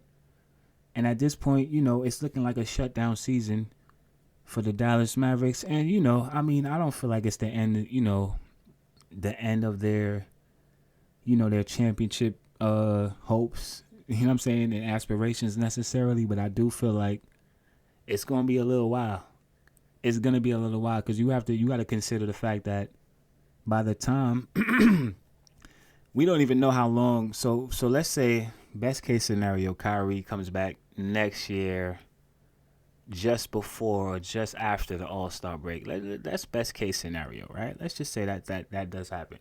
You have to still consider the fact that now you got to kind of get back into your rhythm, your groove. Then you got to kind of figure out the team chemistry. Obviously, they didn't really have time to play, AD being out. And so it's kind of just like, damn, like, I feel like every situation that Kyrie has been in after Cleveland, it's just been a fucking, like, it's just always been some type of, like, something's always been going on. But we're not going to be pessimistic about it. We're not. We going to hold our heads high. This was a bummer. It was. And I'm not going to hold you. It definitely made it. You know what I'm saying? Like I said, you don't really look forward to coming and recording. Speaking about these situations, you know what I'm saying, at the end of the day. But at the same time, listen, man. This is the #1 independent podcast in the world. And I'm not going to leave y'all in the cold. I got to come on here and get to it at the same time, But this was a doozy, man. To say the least. The Dallas Mavericks might go down as the worst franchise. Like, the some of the moves they made this year and this season, man, we're going to be looking back. And, I mean, listen, man. Jason Kidd is over there like, fam, I might need to go grab my sneakers and, you know what I'm saying? Jason Kidd might have to lace them shits up at this point, fam, and run the PG. This is insane. They have 7 players over there.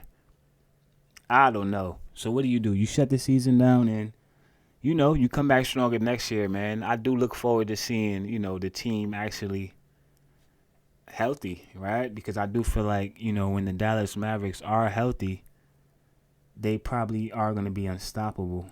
And I'm saying probably because we don't know what it looks like yet. You know what I'm saying? Like, we haven't seen it, right? So I'm only going off of like what I've seen on 2K. And the way I've set it up on there and shit, like, they look good on 2K. I must say, man, Clay in the corner, AD in the post, Kyrie is doing anything and every. I mean, listen, man, on paper and when they're healthy, we have to acknowledge the fact that this team is absolutely unstoppable, right? So yeah, man, speedy recovery, for Kai, definitely wanted to just acknowledge that. It's super unfortunate. We're still on basketball, though. So I feel like, all right, so listen, man, come on now. At this point, we should already be used to seeing headlines, in regards to LeBron James making history.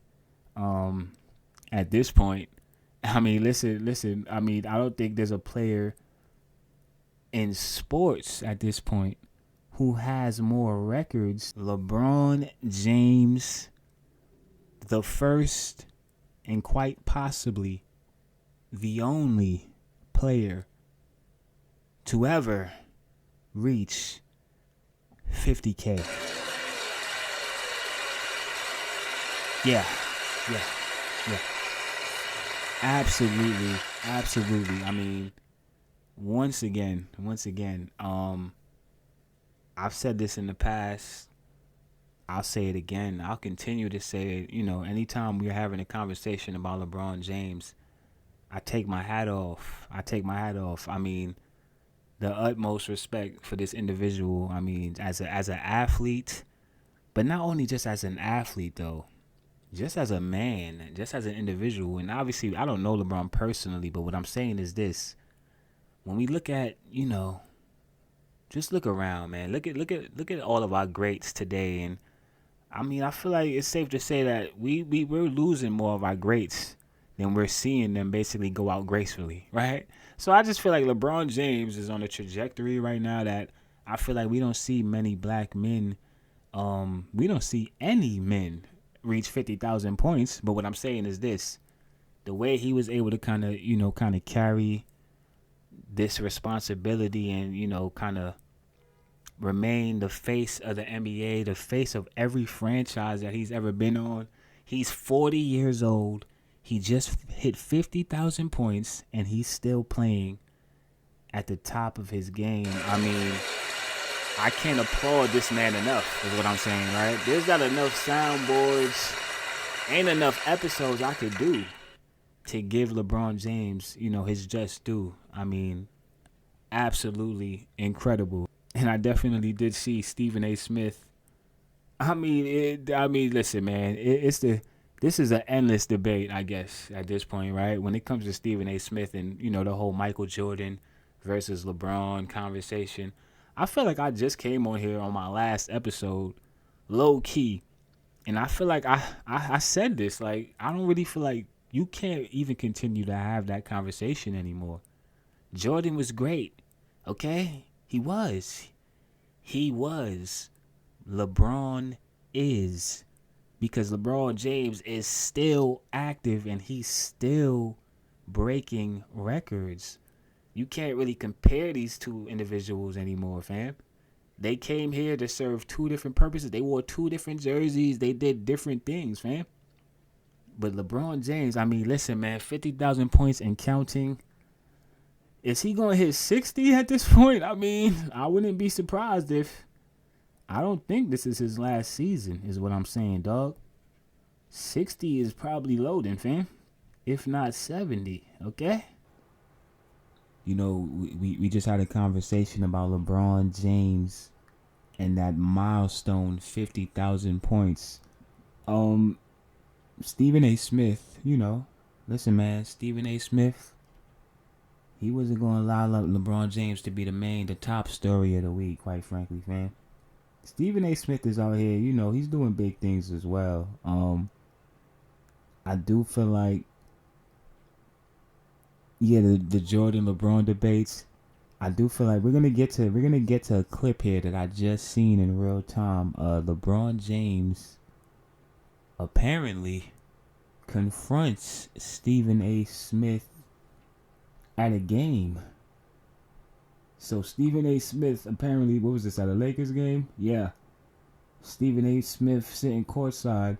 Before we get to that, let's give Stephen A. his props and let's give him some credit, because at the end of the day, Stephen A. Smith is out here. He's doing the work, and he just also recently re-signed with ESPN. Brand new contract worth $100 million. Sources say Stephen A. Smith has become a fixture on ESPN's airwaves. How many years is it, fam? Let's get to the particulars. Let's go through his contract like he go through the players' contracts and shit. What is he about to make, fam? Is he worth $100 million? Let's talk about it, fam. Is Stephen A. Absolutely no. I truly do feel like Stephen A. Smith is one of the GOATs, when it comes to journalism, sports journalism, broadcasting. He's been doing this for a very, very long time. All right, but that's besides the point. Let's get to this confrontation, because quite frankly, this is the confrontation that I feel like I've been waiting for. I mean, yeah, I don't feel like we've ever seen Stephen A. Smith and LeBron James have a face-to-face, mano-y-mano, man-to-man conversation, right? And that's always interesting to me. I feel like, it's real easy to, have an opinion as a podcaster. I'm a podcaster. I come on here. I have an opinion. But, one thing I can say about me is that I also don't have an issue with confronting or approaching an individual who I may have an opinion about.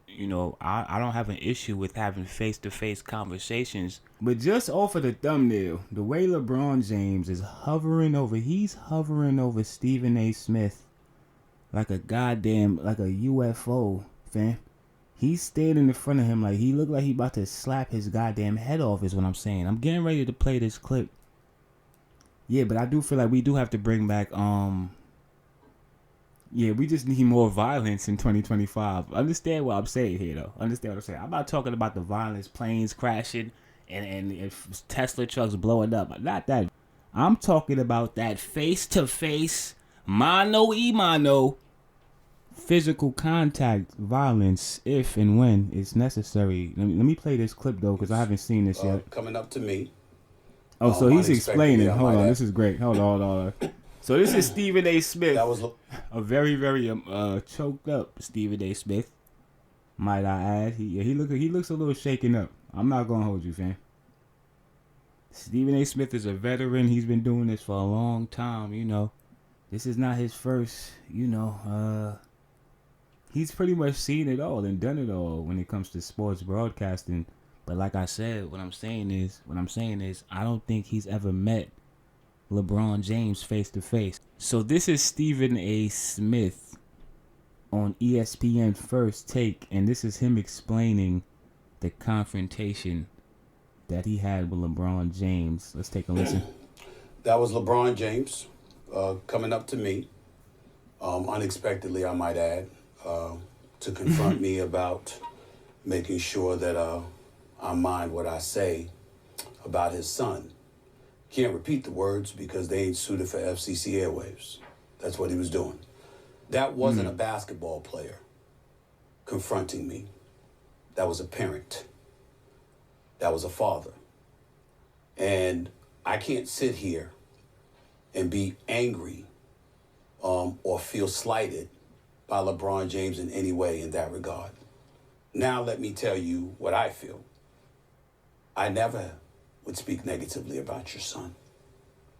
I was talking about you, meaning you, LeBron James. So this is all right. So this is the thing, right? Once again, I haven't seen this yet. This is my first time watching this.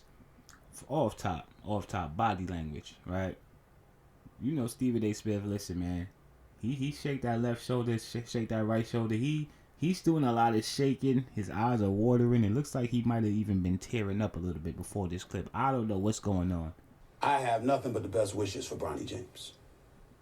I wish him nothing but the best. I hope that he flourishes into an NBA star. Usually in other sports, we see all-stars, and on occasion, we'll see their children become stars as well. That doesn't really happen with the NBA. I sincerely hope he's the exception. By all accounts, he's a wonderful kid.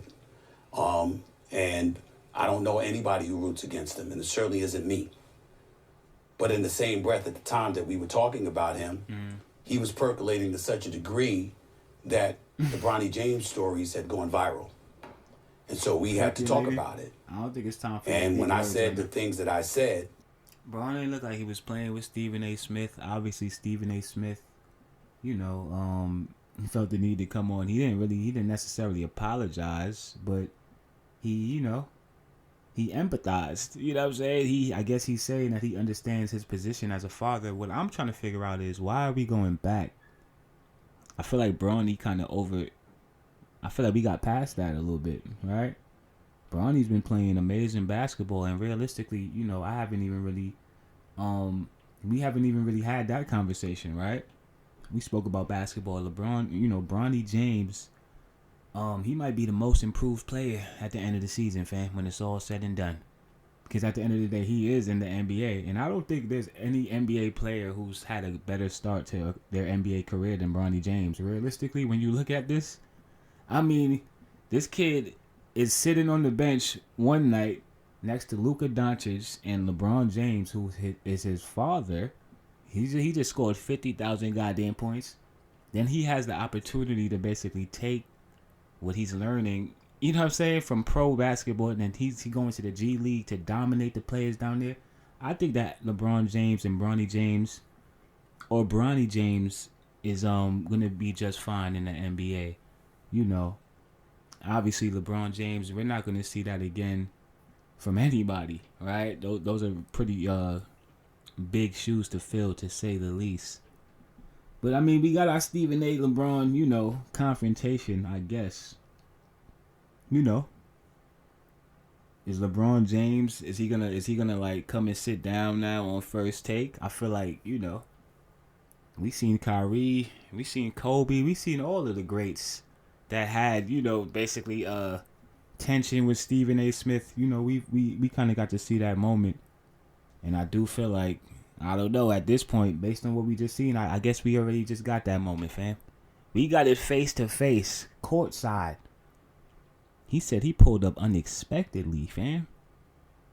I mean, listen, man, I don't know, man. Is there a conversation to be had about, you know, I mean, is it fair game?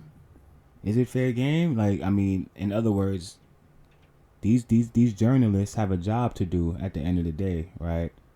So there is kind of a fine line there, and, you know, I do feel like Stephen A. Smith, once again, you know, he's been doing this long enough to kind of know where that line is.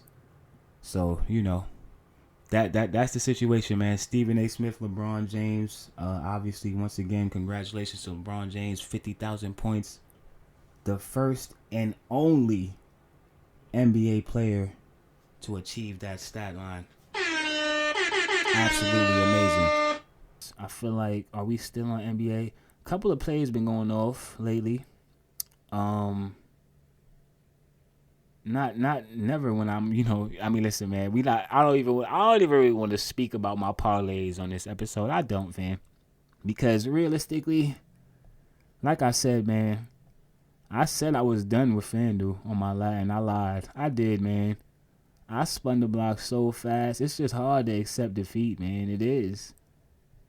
It's just like, you know, for a fact, you see something potentially, and then you look at the stats, and it's just like, I don't know. It's hit and miss, and it is what it is at this point. And I have a parlay right now. And what time does the games come on? I got a lot going on right now behind the scenes. Like I said, we about to be 2 hours in. Let's keep this thing rolling. Like I said, a couple of players definitely have been going off.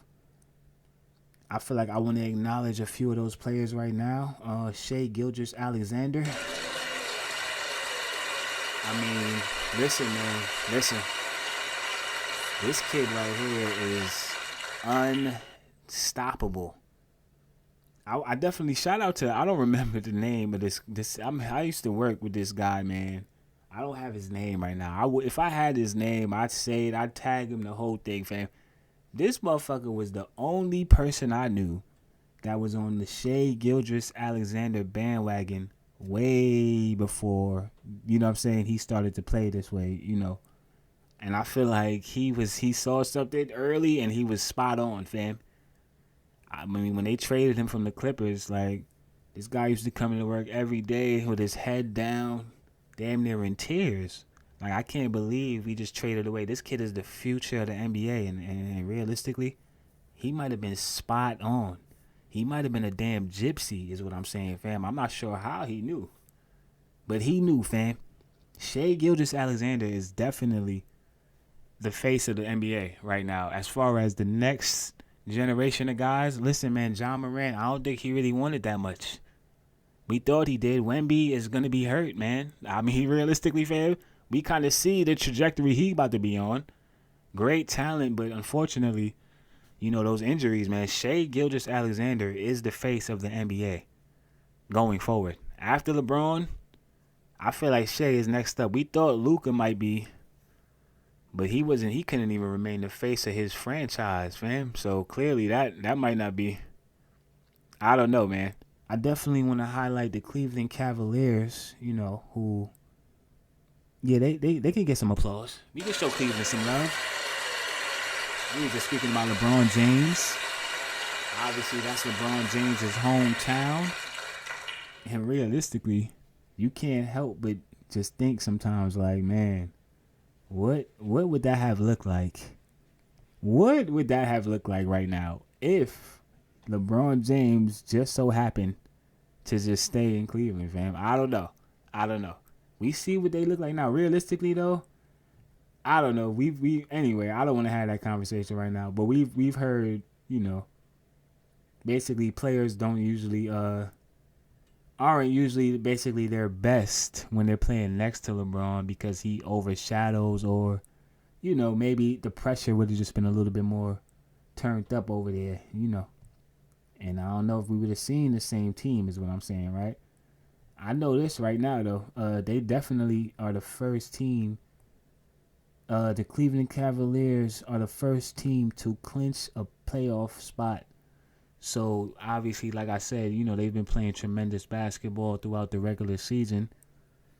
Now we have to see if, you know, if that's going to translate in the postseason, right? Because, obviously, that is where, you know, the wins count the most. I'm not going to lie, though. I know it's a lot of people that have Cleveland, you know, pulling off the upset this year and winning the championship. And I low-key might be one of them. Let me see round one. Let me see what they look like in round one. And depending on how they look in round one, like if they come out and sweep, is what I'm saying, in round one, then I mean, listen, man, I might have to be on that bandwagon, is what I'm saying.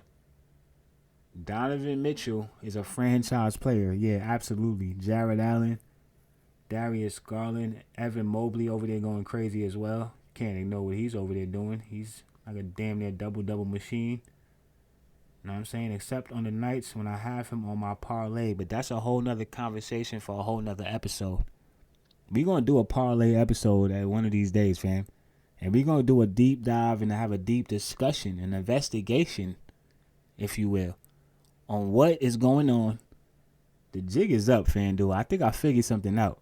I think I might have figured something out. Like I said, y'all going to have to stay tuned for that episode, right? They think they slick, but you're really not, though, fam. Yeah. Nothing gets past me. Okay?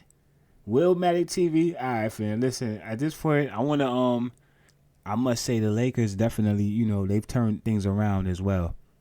Right?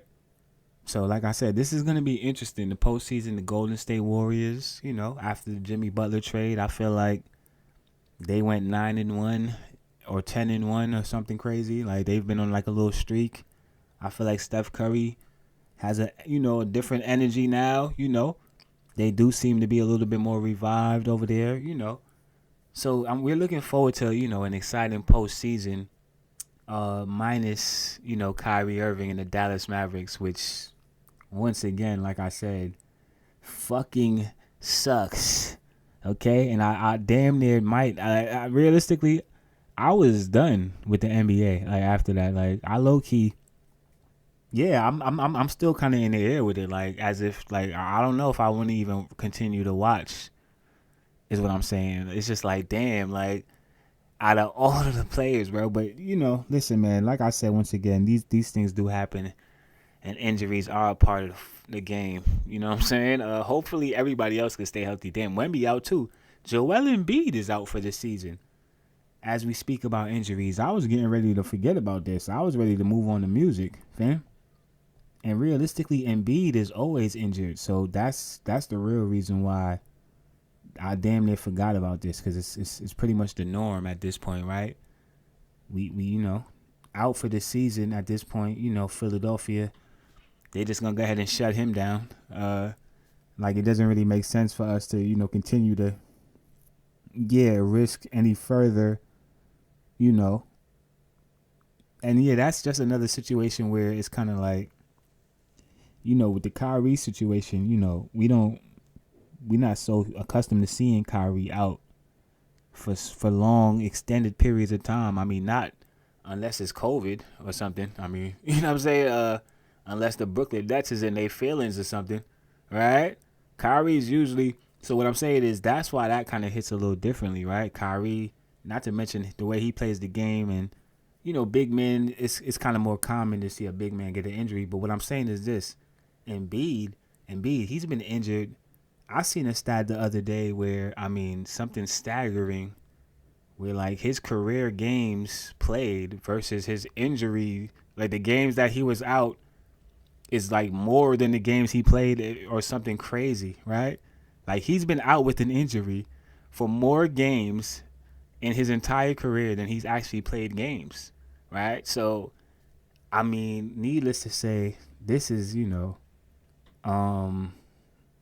unfortunate. You know what I mean? Like this is a player who super talented, you know, tremendously talented. I mean, generational talent. I mean, make no mistake about it. Joel Embiid is a franchise player. Unfortunately, he's just not playing enough, right? So he can't really completely claim that, and it's just unfortunate, man. You know, you want to see players healthy, especially, you know, when they're this talented. I do feel like Jokic should probably take the NBA to court, man.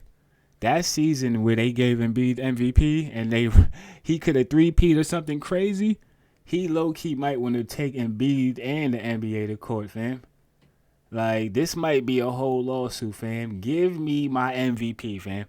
Y'all know damn well. I'm just saying, he might have a case now to where it's like come on, fam. Y'all kind of robbed me. Like, I gave it to this guy, and granted, he was playing amazing that season, but at the same time, it's kind of just like the expectation is that the most valuable player is, you know, probably going to continue to basically improve or at least show, you know what I'm saying? I don't know, man. So, Embiid out for the season. What are you going to do? What are you going to do, man? What is Philly going to do? What is Tyrese Maxey going to do? Because I do feel like this is his opportunity right now. You know, if nothing else, you know, at least show your future team what you're capable of doing. You know what I'm saying? When you're the guy on the team. Because quite frankly, I could see a scenario where, if not this season, they're probably getting ready to blow that whole thing up at this point. No, y'all got rid of Tobias. Okay. Who y'all got? Y'all got Paul George over there. He stopped doing the podcast, which I completely understand. You know what I'm saying? It's gonna be It's not really. You kind of gotta lock in right now, right? It's kind of hard to balance but at the same time, I just feel like it's not really. Is it gonna translate to more wins? We'll have to just, you know, basically see how this all plays out. But like I said, I do feel like Tyrese Maxey. A lot of teams are gonna be, you know, have their eyes on him. And, you know, in case, you know, Philly does, you know, decide to make some changes. And I do feel like they're pretty much on the verge of that. They talking about retirement. Like the Philadelphia franchise, the team, they're eligible to basically what's the term? I gotta look it up now. But they basically are eligible to retire Embiid due to the fact that he basically is a hazard. He's a liability, fam. He's never there. You're injured all the time. So basically how that works is, I guess, if a player is injured enough or out, for a certain amount of days, there's a way to kind of, I don't know what the term is, though. I need to find that term, bro. Check this out, dog. Embiid, your days is numbered, fam. If you don't lose some, I don't know what it is. I'm not really sure what it's going to take. I don't know. How much does Embiid weigh? I would assume he's pretty heavy, man. Listen, man, prayers up, speedy recovery to Joel Embiid. And my guy, man. My guy, Kyrie Irving. Come on, man. We ain't even talk about the free throw, man. Come on, that man went to the free throw line with a tear in his eye. Come on, we already know. I mean, listen, man, do I even have to say it? Do I? We already know what that was, don't we? Kobe! With the torn ACL, that man walked to the free throw line with some help, okay? At the end of the day, listen, this is what teammates is for, right? Grab my damn arm, let me get to this free throw line, and I'm going to shoot these 2 free throws. And, I mean, needless to say, that was just that might have been one of the most, one of the biggest highlights in Kyrie Irving's highlight reel, when it's all said and done. We all know what was in the back of his mind, shooting those free throws after he just tore his ACL, knowing that his season was over. Most players would have, we seen players get wheeled off the court. Listen, those shots fired. AD, the irony is he's on the team. He's on that same team with an injury right now. My point is this. We all know what that was. We all know what those free throws meant. Kobe! And, it's just that simple, man. Kyrie Irving, we already know when it comes to mamba mentality, when it comes to current players in the NBA today, I don't feel like anybody else embodies that as much as Kyrie Irving does. And that's not to take away from any of the other players because listen, I'm sure we already know that Kobe touched so many players. Listen, man, I've never played an NBA game in my life. And I could tell you right now with a certainty that I've been absolutely inspired, by Kobe Bryant, whether it was a speech, an interview, a conversation, whether it was some highlights. I used to sit. This is one I have to give this a reference just for the simple fact that I used to watch this shit so much. I spent hours watching, this one particular highlight reel, and I'm pretty sure it's still on YouTube. If you type in Kobe Bryant greatness personified, I'm talking about. Listen, man, this shit. Let me speak for myself. This shit is like a shot of crack, okay? Steroids. Every time I sit down and I watch that, basically, whenever I want to really lock in, and when I really want to basically just get anything done, realistically, just the level of inspiration I get from watching that. I say all that to say this, man. Kyrie Irving is clearly, a derivative of Kobe Bryant and Mamba mentality. Yeah, man. Yep. So that's currently what's going on in the NBA. Triumphs and victories, man. Triumphs and tragedies. Yeah, man. I truly do hope that Kyrie bounces back from that injury. And not only just, physically, but mentally, that's super important as well. I think at this point I'm all for basketball. I am, fam. Like I said, realistically, I might be all for basketball. I might be out for the season, is what I'm saying, right? Like, they talk about Joel Embiid out for the season, Kyrie out for the season. Well, guess what? Guess who else might be out for the goddamn season, fam? As a fan, me. I might be out for the whole rest of the season if another goddamn player get hurt. Let another player get hurt, fam. And I'm done. Adam Silver, do you hear me? The All-Star game was trash, fam. All we had was Kyrie Irving. Do you understand how pissed off I am right now? And realistically, I ain't even really give y'all the real take that I really feel deep down inside. But sometimes as a podcaster, you have to suppress your real feelings to come on here and do a show, okay? Yeah. Sometimes I can't really come on here and tell y'all the real spill and give y'all the real what's really going on. This shit going on in real time behind the scenes. It's a lot going on, fam, that I could come on here and talk about. But I put my poker face on, okay, because I have a job to do. A lot of y'all don't have a job to do. That's the problem, fam. Go get inspired. Go watch that greatness personified shit, too. As a matter of fact, that might not be... It's levels. You might want to start with some, like, I don't know, some Joe Rogan shit. Joe Rogan has some inspirational videos out there as well, fam. Start with Joe Rogan and then work your way up to the Mamba mentality, fam. It's not for everybody. Anyway, listen, I'm off of it at this point.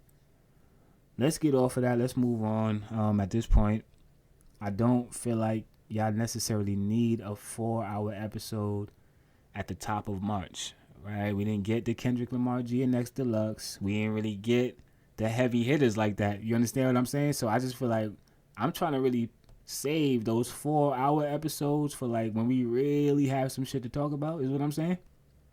Because I could give y'all 5 hours right now, is what I'm saying. But what I'm saying is, do I necessarily want to just be giving y'all throwaways like that? You know what I'm saying? You got to know when to hold them and when to fold them. You understand? We ain't about to just be on here talking about any and everything. Oh, I just can't. The job is stressing me out. Some of y'all motherfuckers ain't even doing a podcast. Y'all damn near just on the phone with each other. You know what I'm saying? Just filming it is what I'm saying, fam. Let's keep this thing a little bit more structured. If you understand, if you catch my drift. With that being said, let me segue to my next topic because low-key I'm struggling here. I feel like, all right, let me delete this. And then with that, I think we're done with sports. Fortunately, we don't have a plane crash to report on this week. As a matter of fact, let's applaud that. We're going to actually applaud for that. And it's actually sad that we're at a point now where when we don't have a plane crash accident to report on, we actually have to basically, like, that's not the norm. Basically, I'm looking for the plane crash is what I'm saying, fam. Where it's at, like, what plane crashed today, fam? No plane crashes this week, so that's good, right? So we can kind of like, and I'm sure there's some political shit going on right now. Quite frankly, that's not what I'm here to do. Not this week. Yeah, I know every now and then I get into that bag with y'all, but like I said, man, it's been a lot, man. I damn near couldn't even, like I said, I wasn't even really sure if I could even get y'all if I was going to even be able to get the Kyrie ACL off. You understand? That was tough. What's this? Tonya, we already got this. Can we delete this now? I don't want to keep seeing this. Pardon me. Let me just delete some of these notes here. I feel like, where do we go from there? Nipsey Hussle? In other news, we got the Marathon Burger grand opening in Los Angeles, California, honoring the late great Nipsey Hussle. Obviously, this is a brand, that was created by Nipsey, and I just feel like it's super dope, to just watch Black Sam, kind of just continue to carry the flag. Obviously the marathon continues. You know what I'm saying? We already know that was the saying hustle. But realistically, Black Sam, before there was a Nipsey Hussle, there was a Black Sam, and I just feel like it's super dope. and to a certain degree surreal, I guess, to see, you know what I'm saying? Black Sam is usually the individual that we see, or we don't see, rather, right? And I'm sure even for him, I'm sure this is kind of different now, you know, kind of being in the forefront of everything, you know. Listen, man, Nipsey Hussle's legacy, I'm pretty sure that's a lot of pressure and a lot of weight to kind of carry. But obviously, you know, the fact that it's his brother, I do feel like it's only right. So I definitely wanted to acknowledge and highlight, you know, the Marathon Burger, man. Black Sam, Nipsey Hussle. Come on, man. Absolutely. I see him, you know, he's moving around. He's shaking and moving. Getting to it. And like I said, man, it's just a dope thing to see. Yeah, man, he definitely had to throw somebody out of the. I'm not sure who this individual was that they had to kick out of the. They definitely threw somebody out of the grand opening, man. Listen, man. Like I said, once again, we already know what Nip stood on, and we kind of know the type of time that Nipsey was on. So obviously, you know, he got all of that from Black Sam, and you know that was on full display in the video, fam. Yeah, they definitely walked him all the way across the street, fam. That nigga didn't even like, yeah. The whole mob, fam, with Black Sam in the forefront. Shout out to Black Sam. Shout out to Neighborhood Nip. Shout out to the Marathon Burger. Definitely got to make my way down there, man. Yeah. I've been planning this trip for a little while now. You know what I'm saying? So I got the Kobe, the Gigi mural. You know what I'm saying? Yeah, it's a few things I need to get to LA to check out, man. The Marathon Burger is definitely on that list.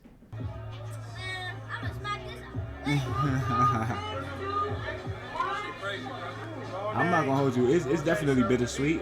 You know what I'm saying? There's definitely, you know, you can't help but think in the back of your mind like, damn, man, you would have just loved to see Nip standing in the middle of all of this too, right?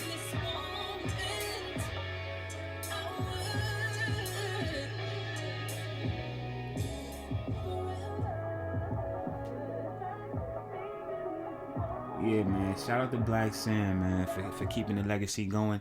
I definitely feel like I would be remiss if I didn't mention the fact that we also have brand new Nipsey Hussle music on the way as well. Right? So in addition to the Marathon Burger, we got brand new Nipsey Hussle music that has been confirmed, you know, by Black Sam. So that's also something that I'm definitely looking forward to. I feel like we just came on here not too long ago, and we basically was having that conversation just about, you know, where the West Coast is right currently musically right now, and just how much, you know what I'm saying, you would have just loved to see kind of how Nipsey would have been basically navigating during this time. Obviously he was pushing that from day one out the gate, you know. So to kind of see them actually get to that place, you know, it's just super unfortunate. But we're not going to harp on that. We're not going to harp on the negativity. The marathon definitely still continues. And we definitely will be tuned in to this brand new Nipsey Hussle documentary and project. It's a documentary on the way as well, right? But I spoke on that. I spoke on the documentary. Yeah, I did. So we got a 9 parts? Or is it 6? I believe it's a 9-part series, right? That's set to drop. So it's a lot going on. Listen, fam. Listen, we got a lot to look forward to musically. Speaking of new music, let's get to some new music at this point. Because it really hasn't been that much as far as my palette is concerned, right? Don't get it wrong, like, there's always some new music, but what I'm saying is there's not always new music for Willmatic TV. So what I'm basically saying is it's been quiet for real. You know what I'm saying? It's kind of really been quiet. We do have some announcements that I do feel like are worthy of acknowledging. Definitely got JID JID, absolutely, one of the true MCs, in the newer generation. I feel like JID is definitely carrying that torch, you know what I'm saying, for real, true hip-hop, pure artist, just pure lyricism, Yeah, he one of them ones right there, man. JID is definitely an artist I look forward to when he drops a new project. And I do see here that he says that his new album is done and it's turned in, fam. In other words, if you don't know what that means, is that we got new JID on the way. Yeah. I don't even feel like the bomb was loud enough for JID. I said we got new JID on the way, fam. Respectfully, you gotta turn the bomb up for that new JID, fam. Yeah, like I said, I'm looking forward. I'm always looking forward to, when the real spitters, basically are putting out music. That's always refreshing. You know what I'm saying? So we'll be looking forward to that. Yeah, like I said, man, his last two, I feel like JID is kind of slept on out here, too, is what I'm really trying to say. Like, I don't really feel like he get his credit enough. So I feel like, this next project, hopefully he's on there, with some of his best raps, quite frankly. Because, I will be tuned into that.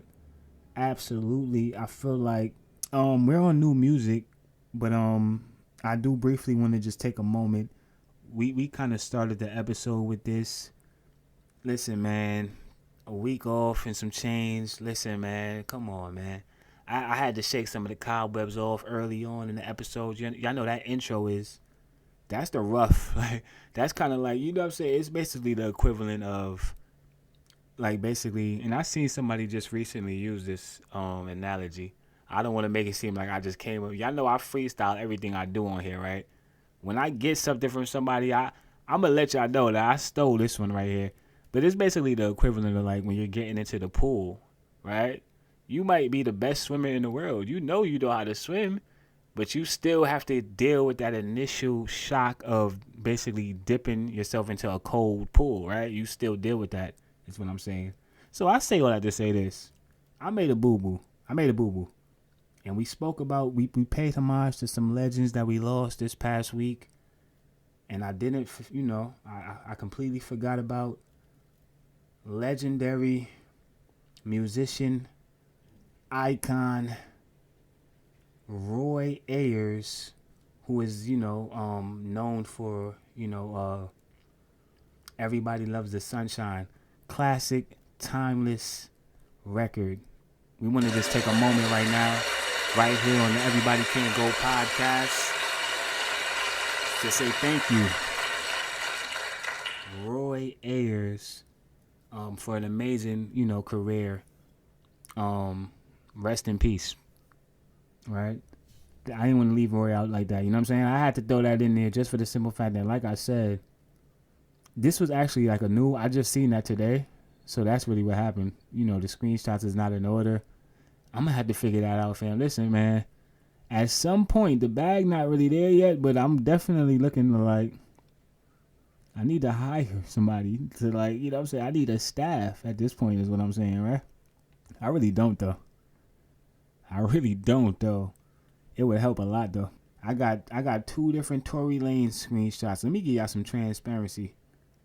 Yeah, because, so what I was looking at just now was, this was a story in regards to a riot that broke out as Tory Lanez was recording for his upcoming album. So the album that he's getting ready to put out, apparently he was recording a verse for that album in this video that has now gone viral on social media of Tory Lanez. I've never seen anything like this, by the way.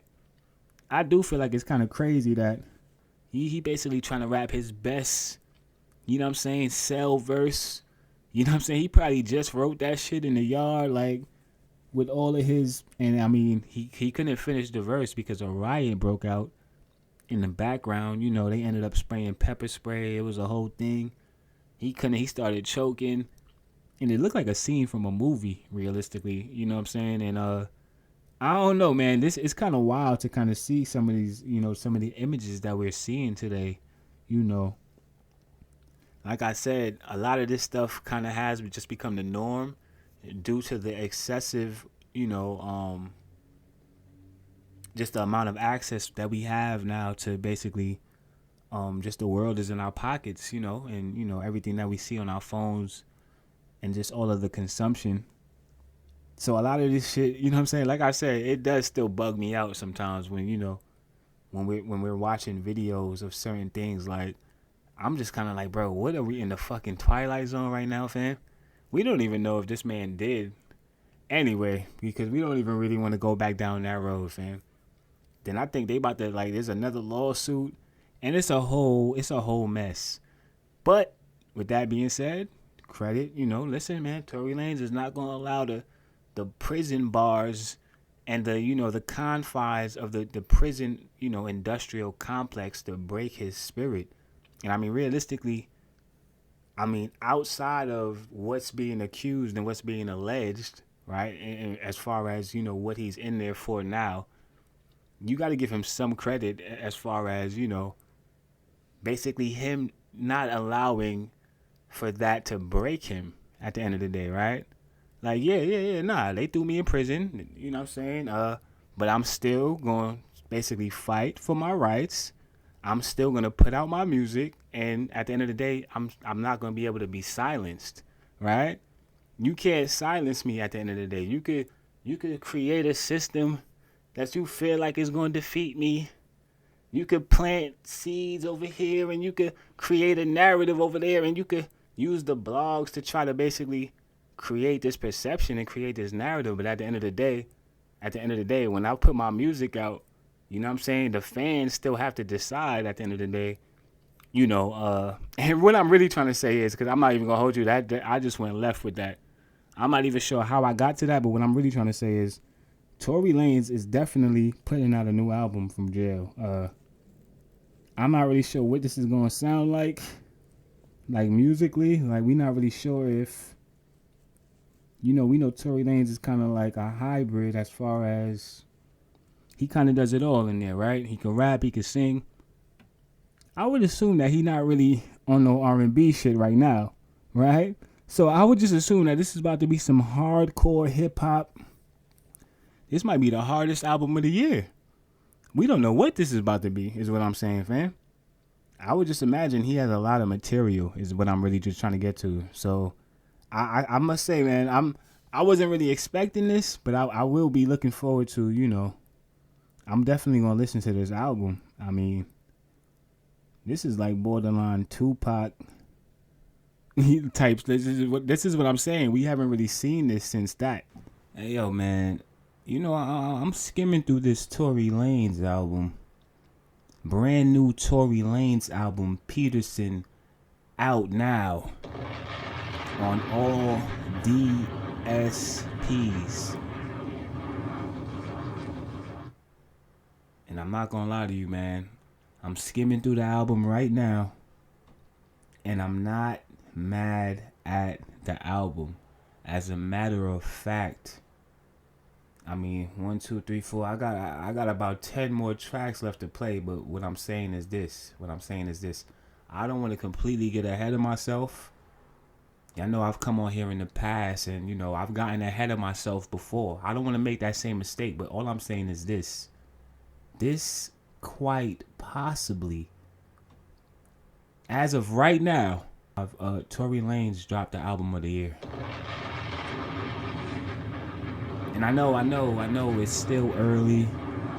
We still got a lot of 2025 left. Like I said, and we already know, it's so much new music to look forward to. We got a Rihanna album possibly on the way. So obviously, make no mistake about it, we're nowhere near finished. And I'm not even finished listening to this album, but fam, what track am I on right now? I'm on track.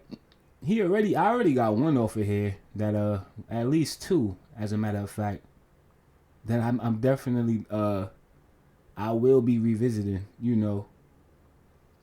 What is this right here? Lawyer Fees Interlude. The one thing I want to say off top that I feel like is super dope.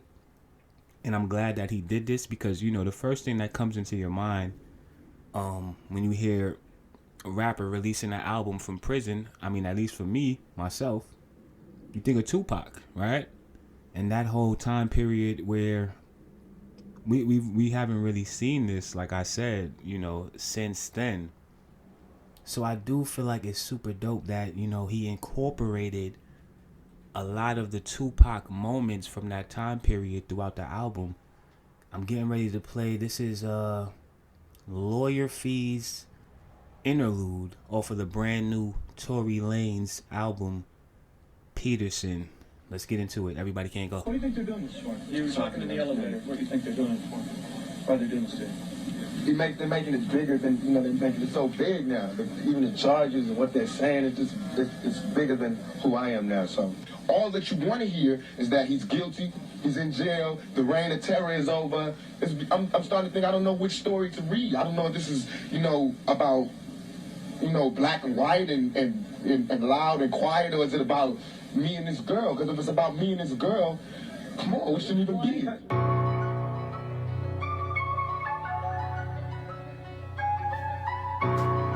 Let's reflect. Let's just reflect.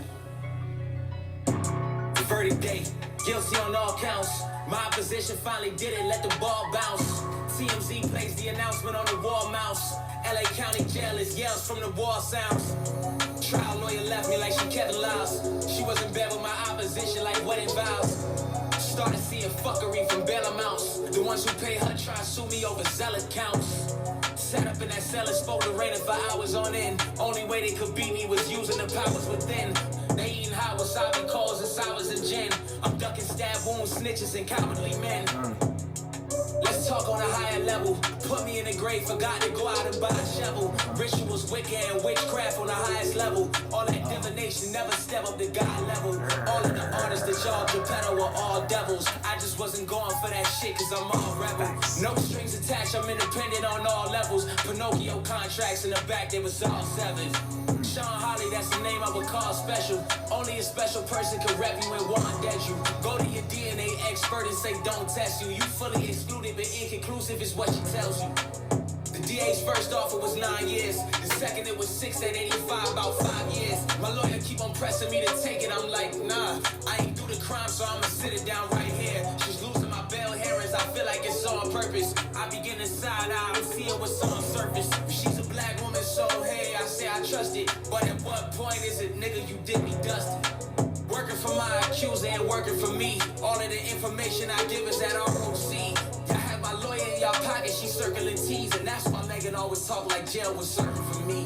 It's cause y'all paid for them 10 years, let's keep it honest. My judge sitting at the brunch like a plea of college. And y'all was seeing outcomes and he was seeing dollars. Why would they go to this extent? Please forgive me, Father. I'm gonna continue to play the rest of this track. I mean, well, this interlude. Is this an interlude? This is a full track right here, fam. And he's on here. Obviously, I'm pretty sure that this is probably gonna be one of the most talked about records, or one of the most talked about tracks on the album. This Lawyer Fees interlude. Obviously, listen, man. He's saying a lot here. He's speaking on, you know, obviously the whole situation.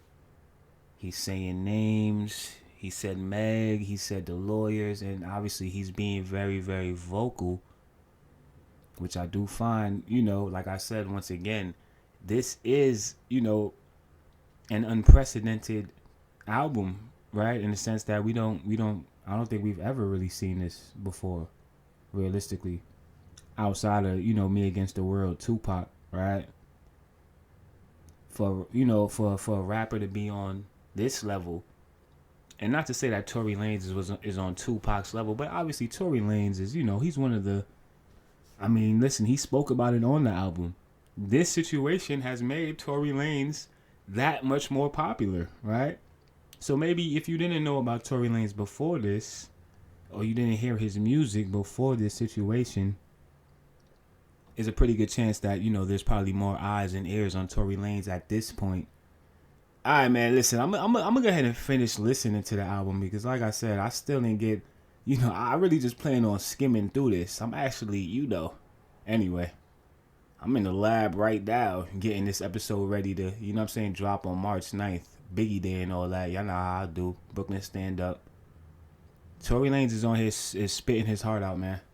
And like I said, as of right now, I do have this as the album of 2025, excluding GNX, because obviously it dropped at the end of 2024. So technically that would still be considered a 2025 album as far as the Grammys is concerned. I'm just saying, Kendrick Lamar, Tory Lanez, if those two names get pulled out of the hat, I'm just saying, I don't think that, y'all know how that's going to go, right? Everybody can't go. Tory Lanez, Peterson, dope album. Let me go ahead and continue to listen to this, and I'll come back with a full review on the next episode. I definitely want to just take a moment to salute and highlight, come on, man, Willmatic TV. Every chance I get to highlight this album, you know, even though it's really not my favorite Nas album, on the low, but that's a whole nother conversation for a whole nother time. We actually already had this conversation a few times on a few different platforms, fam. Illmatic is a classic album, but Stillmatic is too. You know what I'm saying? He got a few classics, right? So with that being said, Illmatic definitely just recently surpassed 1 billion streams on Spotify. And quite frankly, I'm not surprised at all. As a matter of fact, I'm pretty sure that I have a lot to do with that. You know what I'm saying? Realistically, right? Yeah. The classics are going to always remain the classics. And y'all already know, Willmatic TV, I get into them crates. Salute to Nas, salute to Illmatic. You know what I'm saying? For that amazing feat. I'm sure we're going to just continue to see an album like Illmatic just, you know, continue to shatter and basically just stand the test of time. It's like LeBron James, man. Illmatic is like the LeBron of albums and shit, man. That's gonna stand the test of time right there, to say the least. I feel like, yeah. So we're looking forward to. Oh no, that was Illmatic, right? So more new music to look forward to in 2025. We got new Little Simz on the way. I said we got some brand new Little Simz on the way. Huh? Come on now. Now I'm not sure. I'm not too sure how many people within the sound of my voice or how many people tuned in. I mean, listen, man. Shouts out to all of my viewers tuned in the UK. I know they know about Little Simz, right? Because Little Simz is, you know, that is where she's from. She is a UK artist, tremendously talented. I've been waving this flag for quite some time. Although I must say I kind of got on late. I caught on very late, as a matter of fact, right?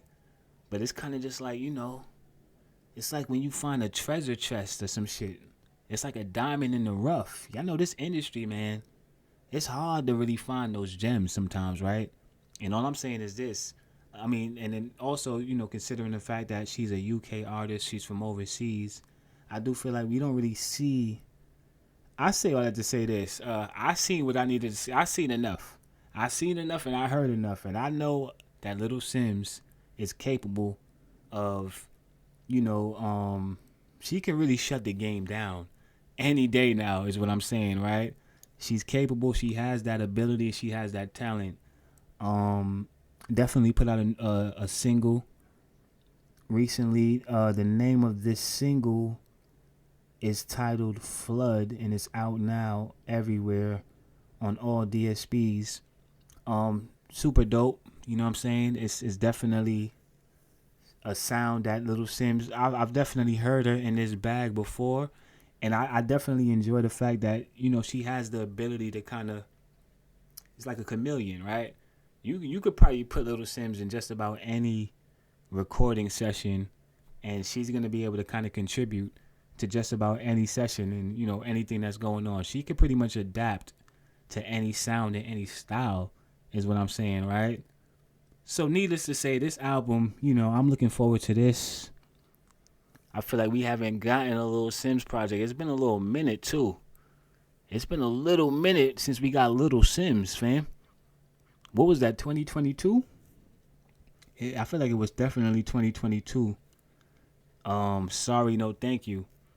And that was an amazing project. So, yeah, man, we got Little Simz on the way. We definitely got, we still got A$AP Rocky, you know, Don't Be Dumb. We definitely been hearing about this album for, I feel like, at least 2 or 3 years now, right?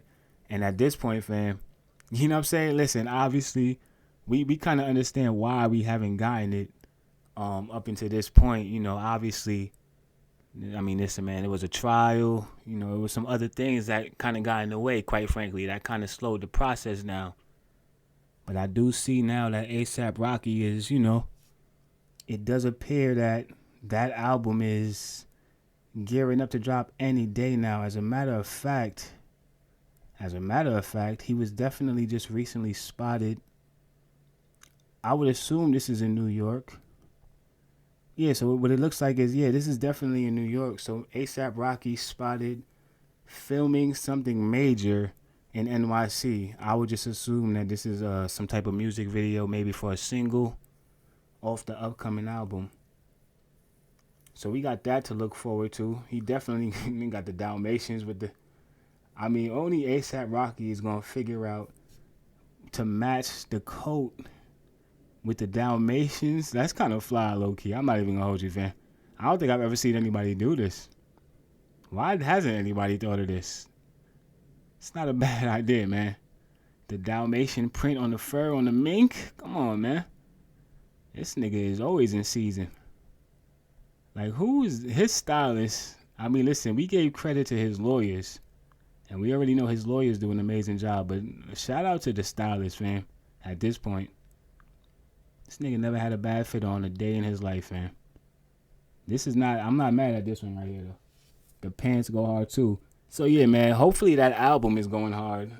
Realistically, fam. Because I feel like you've done a good job of kind of... Like, I don't think, yeah, you got a lot of promo for this album right here. So it's safe to say that people are going to be tuned in. I'm definitely going to be tuned in. You got Metro Boomin on there. You got Pharrell on there. You might have Ye on there at this point. I don't know, fam. I feel like, shout out to Glorilla, you know, who just recently did her first, you know, obviously Fenty Beauty. Savage Fenty. Is it Fenty here? It's the Fenty brand overall, right? So obviously she just, you know, she just linked up with Rihanna and Fenty. And I see here that she just did her first spread, you know. And I'm not gonna hold you. I'm not mad at it. And we got new Rihanna on the way, fam. I was getting ready to forget about that. So this is the situation with that, right? Rihanna put out a statement, or I'm not sure if she was sitting down having an interview or a conversation or a discussion, whatever the case may be. Obviously, the conversation about new music is always going to come up at this point anytime Rihanna is having a conversation, right? Because it's been a long time, quite frankly. You know, we going on about 7 or 8 years of no Rihanna album, right? Just no music. So naturally, you know, the fans, people are going to have these questions, and she definitely did confirm that she was working on something new. However, the plot twist is that, you know, it's, according to her, it's not something that is going to be commercially accepted. In other words, we're getting ready to get a brand new sounding Rihanna album. And quite frankly, for me, personally, I mean, I couldn't be more excited, you know. I'm always looking forward to a new sound from an artist. Like, yeah, absolutely. Evolution, fam. Let me hear that evolution. Let me hear what you've been on for the past 8 years. Nobody want to hear you come back after an 8-year layoff, sounding the exact same way, telling the exact same stories, trying to do the exact same formula that you know worked for you in the past, because people are so fickle and it's so easy to manipulate the internet and put out a meme to to put out a narrative and then you go cry and then go sue and then drop the suit. That's the easy thing to do. You know what I'm saying? So I'm always here for the artists who are actually like basically here to create, fam. Let's get creative, man. Yeah, man. I'm looking forward to whatever Rihanna's cooking up artistically, you know, when it comes to new music. There's a new Smurf movie that I see that they announced that she's going to be a part of that as well. So Rihanna's out here making big moves, fam. Okay? I got the Fenty here and the makeup, okay? And I got some underwear. You know what I'm saying? She pretty much got her hands in just about everything right now. At this point, I did it again, man. I did it again, you know. I came on here. I feel like, you know, against all odds. Like I said, I'm not even going to begin to explain to you what transpired. You know what I'm saying? Basically, like the road that leads up, you got to understand, there's a road that leads up to every episode, right? As a podcaster, all my podcasters out there, you know what I'm talking about right now, fam. You have to travel down a road to get to the microphone. So what I'm saying is this. It's all types of twists and turns that you don't really know what happens behind the scenes. You don't really know what it takes. I feel like we getting ready to park this episode. If I haven't said this already, thanks for tuning in. You know, you could have been anywhere else on the internet. You could have been at work. You could have been doing your own podcast. You could have been in jail. I don't know what you could have been doing, fam. But for some strange reason, you still find a way to end up right here with me on the EBCG. And for that, and for the ones who truly appreciate it, I want to say thank you. My applause definitely just stopped abruptly. But it's okay, though. I got the soundboard in front of me. We're going to hit it again. I need more applause for this episode, man. I just feel like my takes were sharp. My segues was clean. I got right to the point. I didn't hold back. I didn't give y'all too much. I was right where I needed to be. I was in my pocket. I was in my bag, fam. We can't say the same thing for everybody. Everybody is not in their pocket and everybody is not in their bag. Some people, I just said we was getting ready to end the episode, right? Let me not start a whole nother episode. Like I said, stay tuned and keep it locked for that 10-hour episode, though. Because that's definitely on the way. Yeah. Like I said, man, let me just figure some things out, you know. Because you want to really savor that one. That's going to be a special one. That really might be... realistically, man, episode 100 is not far. That's around the corner. I'm just saying 10, 100. I'm working here. All right? Yeah, I know I'm on my calisthenics shit and all that. Even though I'm already kind of athletic. I'm already a Greek god. You understand? But even myself, yeah. It's not enough. You can always, like I said last episode, and we getting ready to close here. I did have a couple of other things that I wanted to, you know. I definitely didn't get a chance to come on here and discuss this brand new J. Cole record that he just recently released. This was released unexpectedly. This was a surprise. I mean, nobody kind of, you know. I mean, at this point, we're kind of expecting for Cole to drop the Fall Off album. You know, that's kind of what we've been waiting for since last year, right? So at this point, anything coming from Cole, you pretty much just expecting for, you know. I mean, let me speak for myself. I'm looking forward to a body of work at this point. I didn't necessarily need another Cole Lucy. However, we got another, you know, we got a Cole single. I'm not sure if this is a single or if this is just a throwaway at this point. I just feel like Cole is doing too many, like it's charity damn near at this point, fam. Like you just throwing the bars away, fam. I just feel like, I don't know, man. The name of this song is Clouds, and I'm not gonna hold you, man. It's not necessarily, you know, like I said, I just feel like when it comes to J. Cole musically right now, I do feel like there's a lot of eyes on Cole. And realistically, you know, the song dropped. It's not a bad song. You know, the verses were pretty sturdy. I mean, it's everything that you expect from J. Cole at this point on the J. Cole verse, you know. Yeah, man, I just do feel like I do kind of want to see Cole switch it up a little bit at this point. I feel like I've already gotten this kind of record from Cole. I got a few of these from Cole. Let's be clear, fam. Yeah, man, like I said, once again, I'm not mad at the record. I don't think it's a bad song. I just feel like, you know, coming off a year like last year, you know, J. Cole, you know, you got a lot of people who basically counted J. Cole out, man. Even with this record, you know, I heard a few people. I mean, Maul from the Rory, and at this point, Maul might be like J. Cole's biggest critic at this point, fam. Maul might be the Skip Bayless.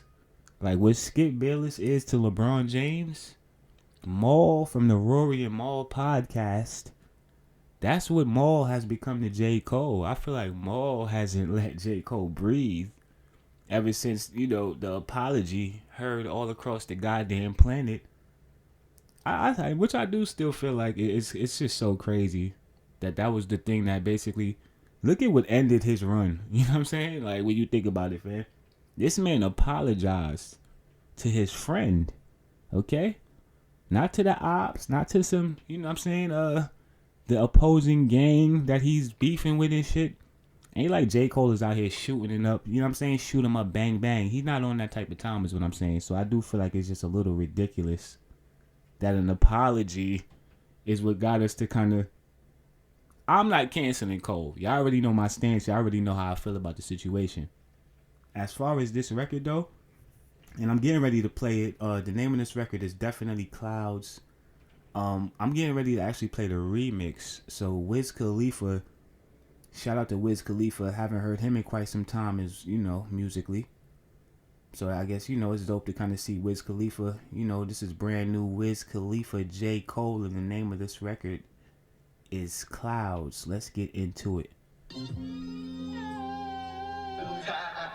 My niggas be smoking on something loud. Head to the clouds. You already know what I'm about to do. Sticking out in the crowd. This world is changing right in front of me. Gray hairs, I'm aging quicker than I thought I'd be. It's a little hot box anthem. You know what I'm saying? You still into that? I'm brand new J. Cole featuring Wiz Khalifa. Everybody can't go. Whether the storm you show me a pack, I tell you whether it's bomb or not. Don't feel attacked at all, them is just warning shots. When I can't do what I want, then that's when the problems start. I roll another one and call it art. Origami, you can smell the smoke all of my clothes. I keep O's on me. Taught you how to roll and smoke with me, your ultimate goal probably. High as fuck in the whip, all the windows up, call it ghost riding. Know the dope is dope if Snoop co-signed it. Got a leash and keep at least two, but still gonna lose both lighters. What do you mean you never flown private?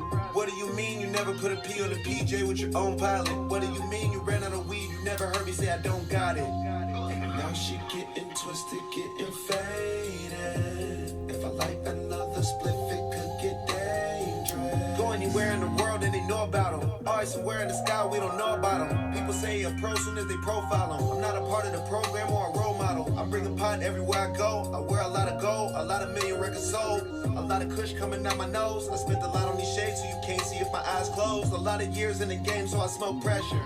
The hotel owners don't press us. They know we don't mean disrespect when we disconnect the smoke detectors. Smoking on something loud. Head to the clouds. I ain't been stepping out, tired sticking out in the crowd. This world is changing right in front of me. Gray hairs, I'm aging. I ain't gonna hold you. It's cool. It's cool. It's cool. My first thoughts on that record is it's cool. You know what I'm saying? I'm not mad at it. You know, I am looking forward to hearing more, you know. And realistically, this might not even be on the album. Right? This might have just been something that Cole had to get off his chest right here. This might have just been something he might have wanted to drop this last year, realistically. Right? But things got a little, it got kind of shaky, to say the least, right? So maybe he had to put this back into the, you know what I'm saying? He had to put that back into the folder and save it for a rainy day. I'm not really sure what to expect going forward from J. Cole musically in 2025. I definitely did add this to my playlist because it's J. Cole. And listen, man, like I said, he's earned, enough with what he's done, and the music that he's given me that, he could throw out a dud every now and then is what I'm saying, right? And this might not be my favorite J. Cole record, but I will absolutely 100% support my guy. You know what I'm saying? Through thick and thin. But all jokes aside, though, I'm definitely looking forward to, just seeing what Cole has, for the rest of the year, Hopefully we get that fall off this year. We got a Wiz Khalifa, feature. I'm not sure if that means we're going to get some more Wiz Khalifa music this year. I'm not really sure, man. The Game announces his new album, The Documentary 3. Shout out to The Game. I definitely, I wanted to definitely just throw that in there, before we exit. So what I'm saying is this. We got a lot of new music to look forward to. We have a lot to look forward to in general. We have a lot of life to look forward to, God willing, inshallah. I definitely, like I said, once again, stay tuned and keep it locked, and really just have no expectations, man. Have no expectations. The sky is the limit. You just never know. You just never know how far the Everybody Can't Go podcast may go. Okay? I might have just had a meeting with a whole network, fam. You don't know what the fuck I did this week.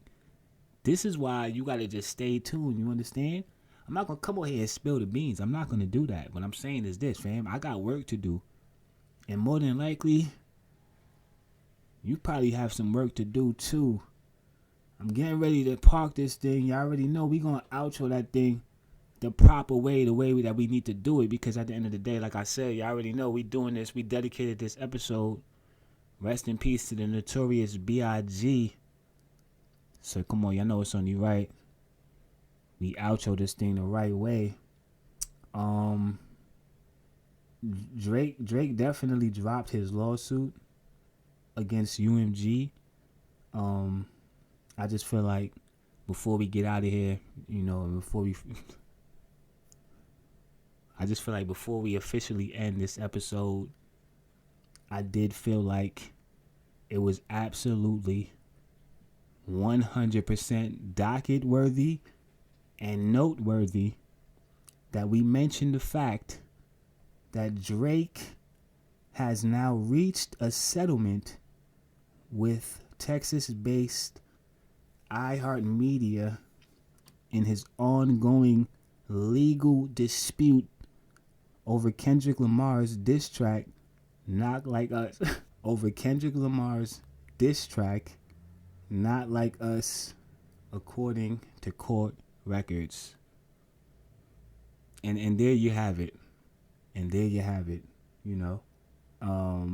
We can finally now, I guess, officially close, the book, the final chapter, if you will, in, one of the most historic, iconic, hip-hop back and forths, I don't know, beef, you know what I'm saying, whatever you want to call it. We can now officially put that all to rest. This is actually great news, realistically. I'm actually, realistically, you know what, man? Wasn't anticipating this at all. It's been a while since we actually could celebrate and applaud anything. This might be the dopest thing Drake has done in 2 years right here, man. This is the best thing that we've seen Drake do. Let me go ahead and add some applause to that, man. Finally, let's put it to rest. You know, the moment happened. We got what we got out of the moment. And, you know, the results are in. You know what I'm saying? And it is what it is. Kendrick Lamar, you know what I'm saying, actually is working on a film right now. And I do feel like we should mention that before we close as well. I do see here that, okay, what do we have here? New Kendrick Lamar comedy movie titled Whitney Springs will be out July 11th on Paramount. So the plot, a black man interning. Okay, so a black man interning as a slave reenactor a living history museum finds out that his white girlfriend's ancestors once owned. Alright, so this is clearly an album concept that he had probably was working on and he never got to do. This sounds like an album that got scrapped or something.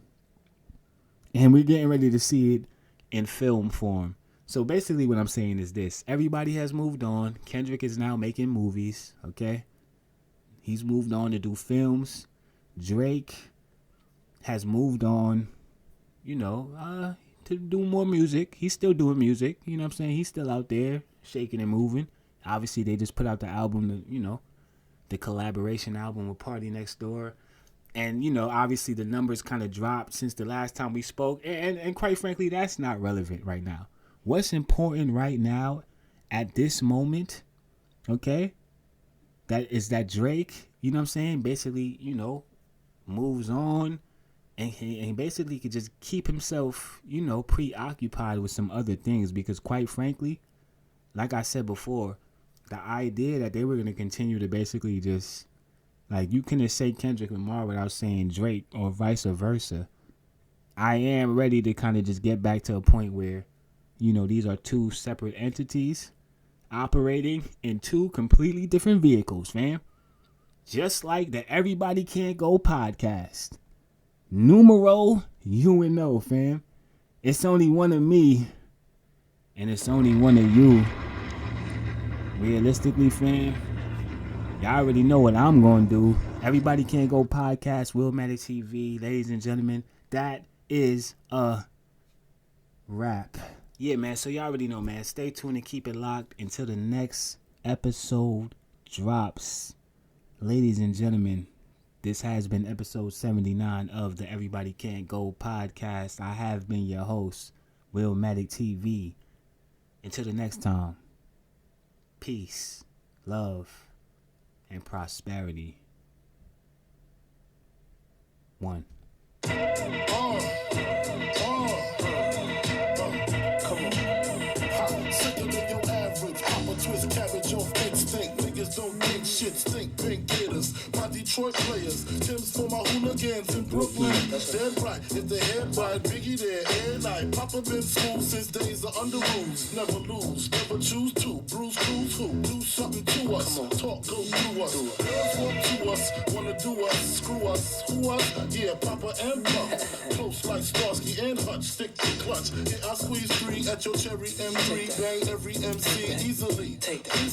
Recently, niggas frontin' ain't saying nothing, so I just speak my peace. Keep my peace. Cubans with the Jesus peace. With my peace. Packing, asking who want it. They got a nigga flaunt it. That Brooklyn bullshit, we on it. Biggie, biggie, biggie, can't you see? Sometimes your words just hypnotize me. And I just love your flashy ways. I guess that's why they're broken, you're so mean. Biggie, biggie, biggie, can't you see? Sometimes your words just hypnotize me. And I just love your flashy ways. I guess that's why they're broken, you're so mean. I put O's in NY onto DKNY. Miami, DC, prefer Versace. Right. All Philly hoes know it's Moschino. Every cutie with the booty, boy, the coochie. Now who's the real dookie? Meaning who's really the shit? Them niggas ride dicks. Frank White push the 6 on the Lexus LX 4.5. Bulletproof glass tips if I want some ass. Gon' blast we first, ask questions last. That's how most of these so-called gangsters pass. At last, a nigga rapping about blunts and bras, tits and bras, menage Victoire, sex and expensive cars, and still leave you on the pavement. Condo paid for, no car payment. At my arraignment, note for the plaintiff. Your daughter's tied up in the Brooklyn basement. Face it, not guilty. That's how I stay still. Richer than richer, so you niggas come and get. Come on. Biggie, biggie, biggie, can't you see? Sometimes your words just hypnotize me, and I just love your flashy ways. Guess that's why they're broken. You're so big. Biggie, biggie, biggie, can't you see? Sometimes your words just hypnotize me, and I just love your flashy ways. Guess that's why they're broken. You're so big. I can fill you with real millionaire shit. That's cargo, my cargo. 160, swiftly. Wreck it by your new one. Your crew run. Your crew run. I know you sick of this name brand nigga with flows. Girl say he's sweet like licorice. So get with this, nigga, it's easy. Girlfriend, here's a pin. Call me round 10, come through. Have sex on rugs, that's Persian. Come up to your job, hit you while you're working. For certain, I'm a freaking, not speaking. Leave that ass leaking like rapper demo. Tell them who, take their clothes off slowly. Kill them with the force like Obi. Dick black like Kobe, watch me roam like Romy. Lucky they don't owe me.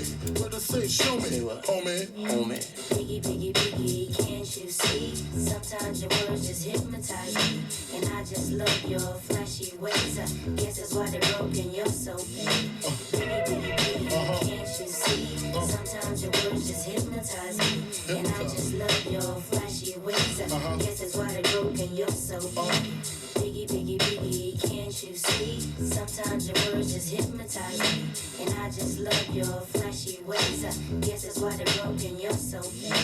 Biggie, biggie, biggie, can't you see?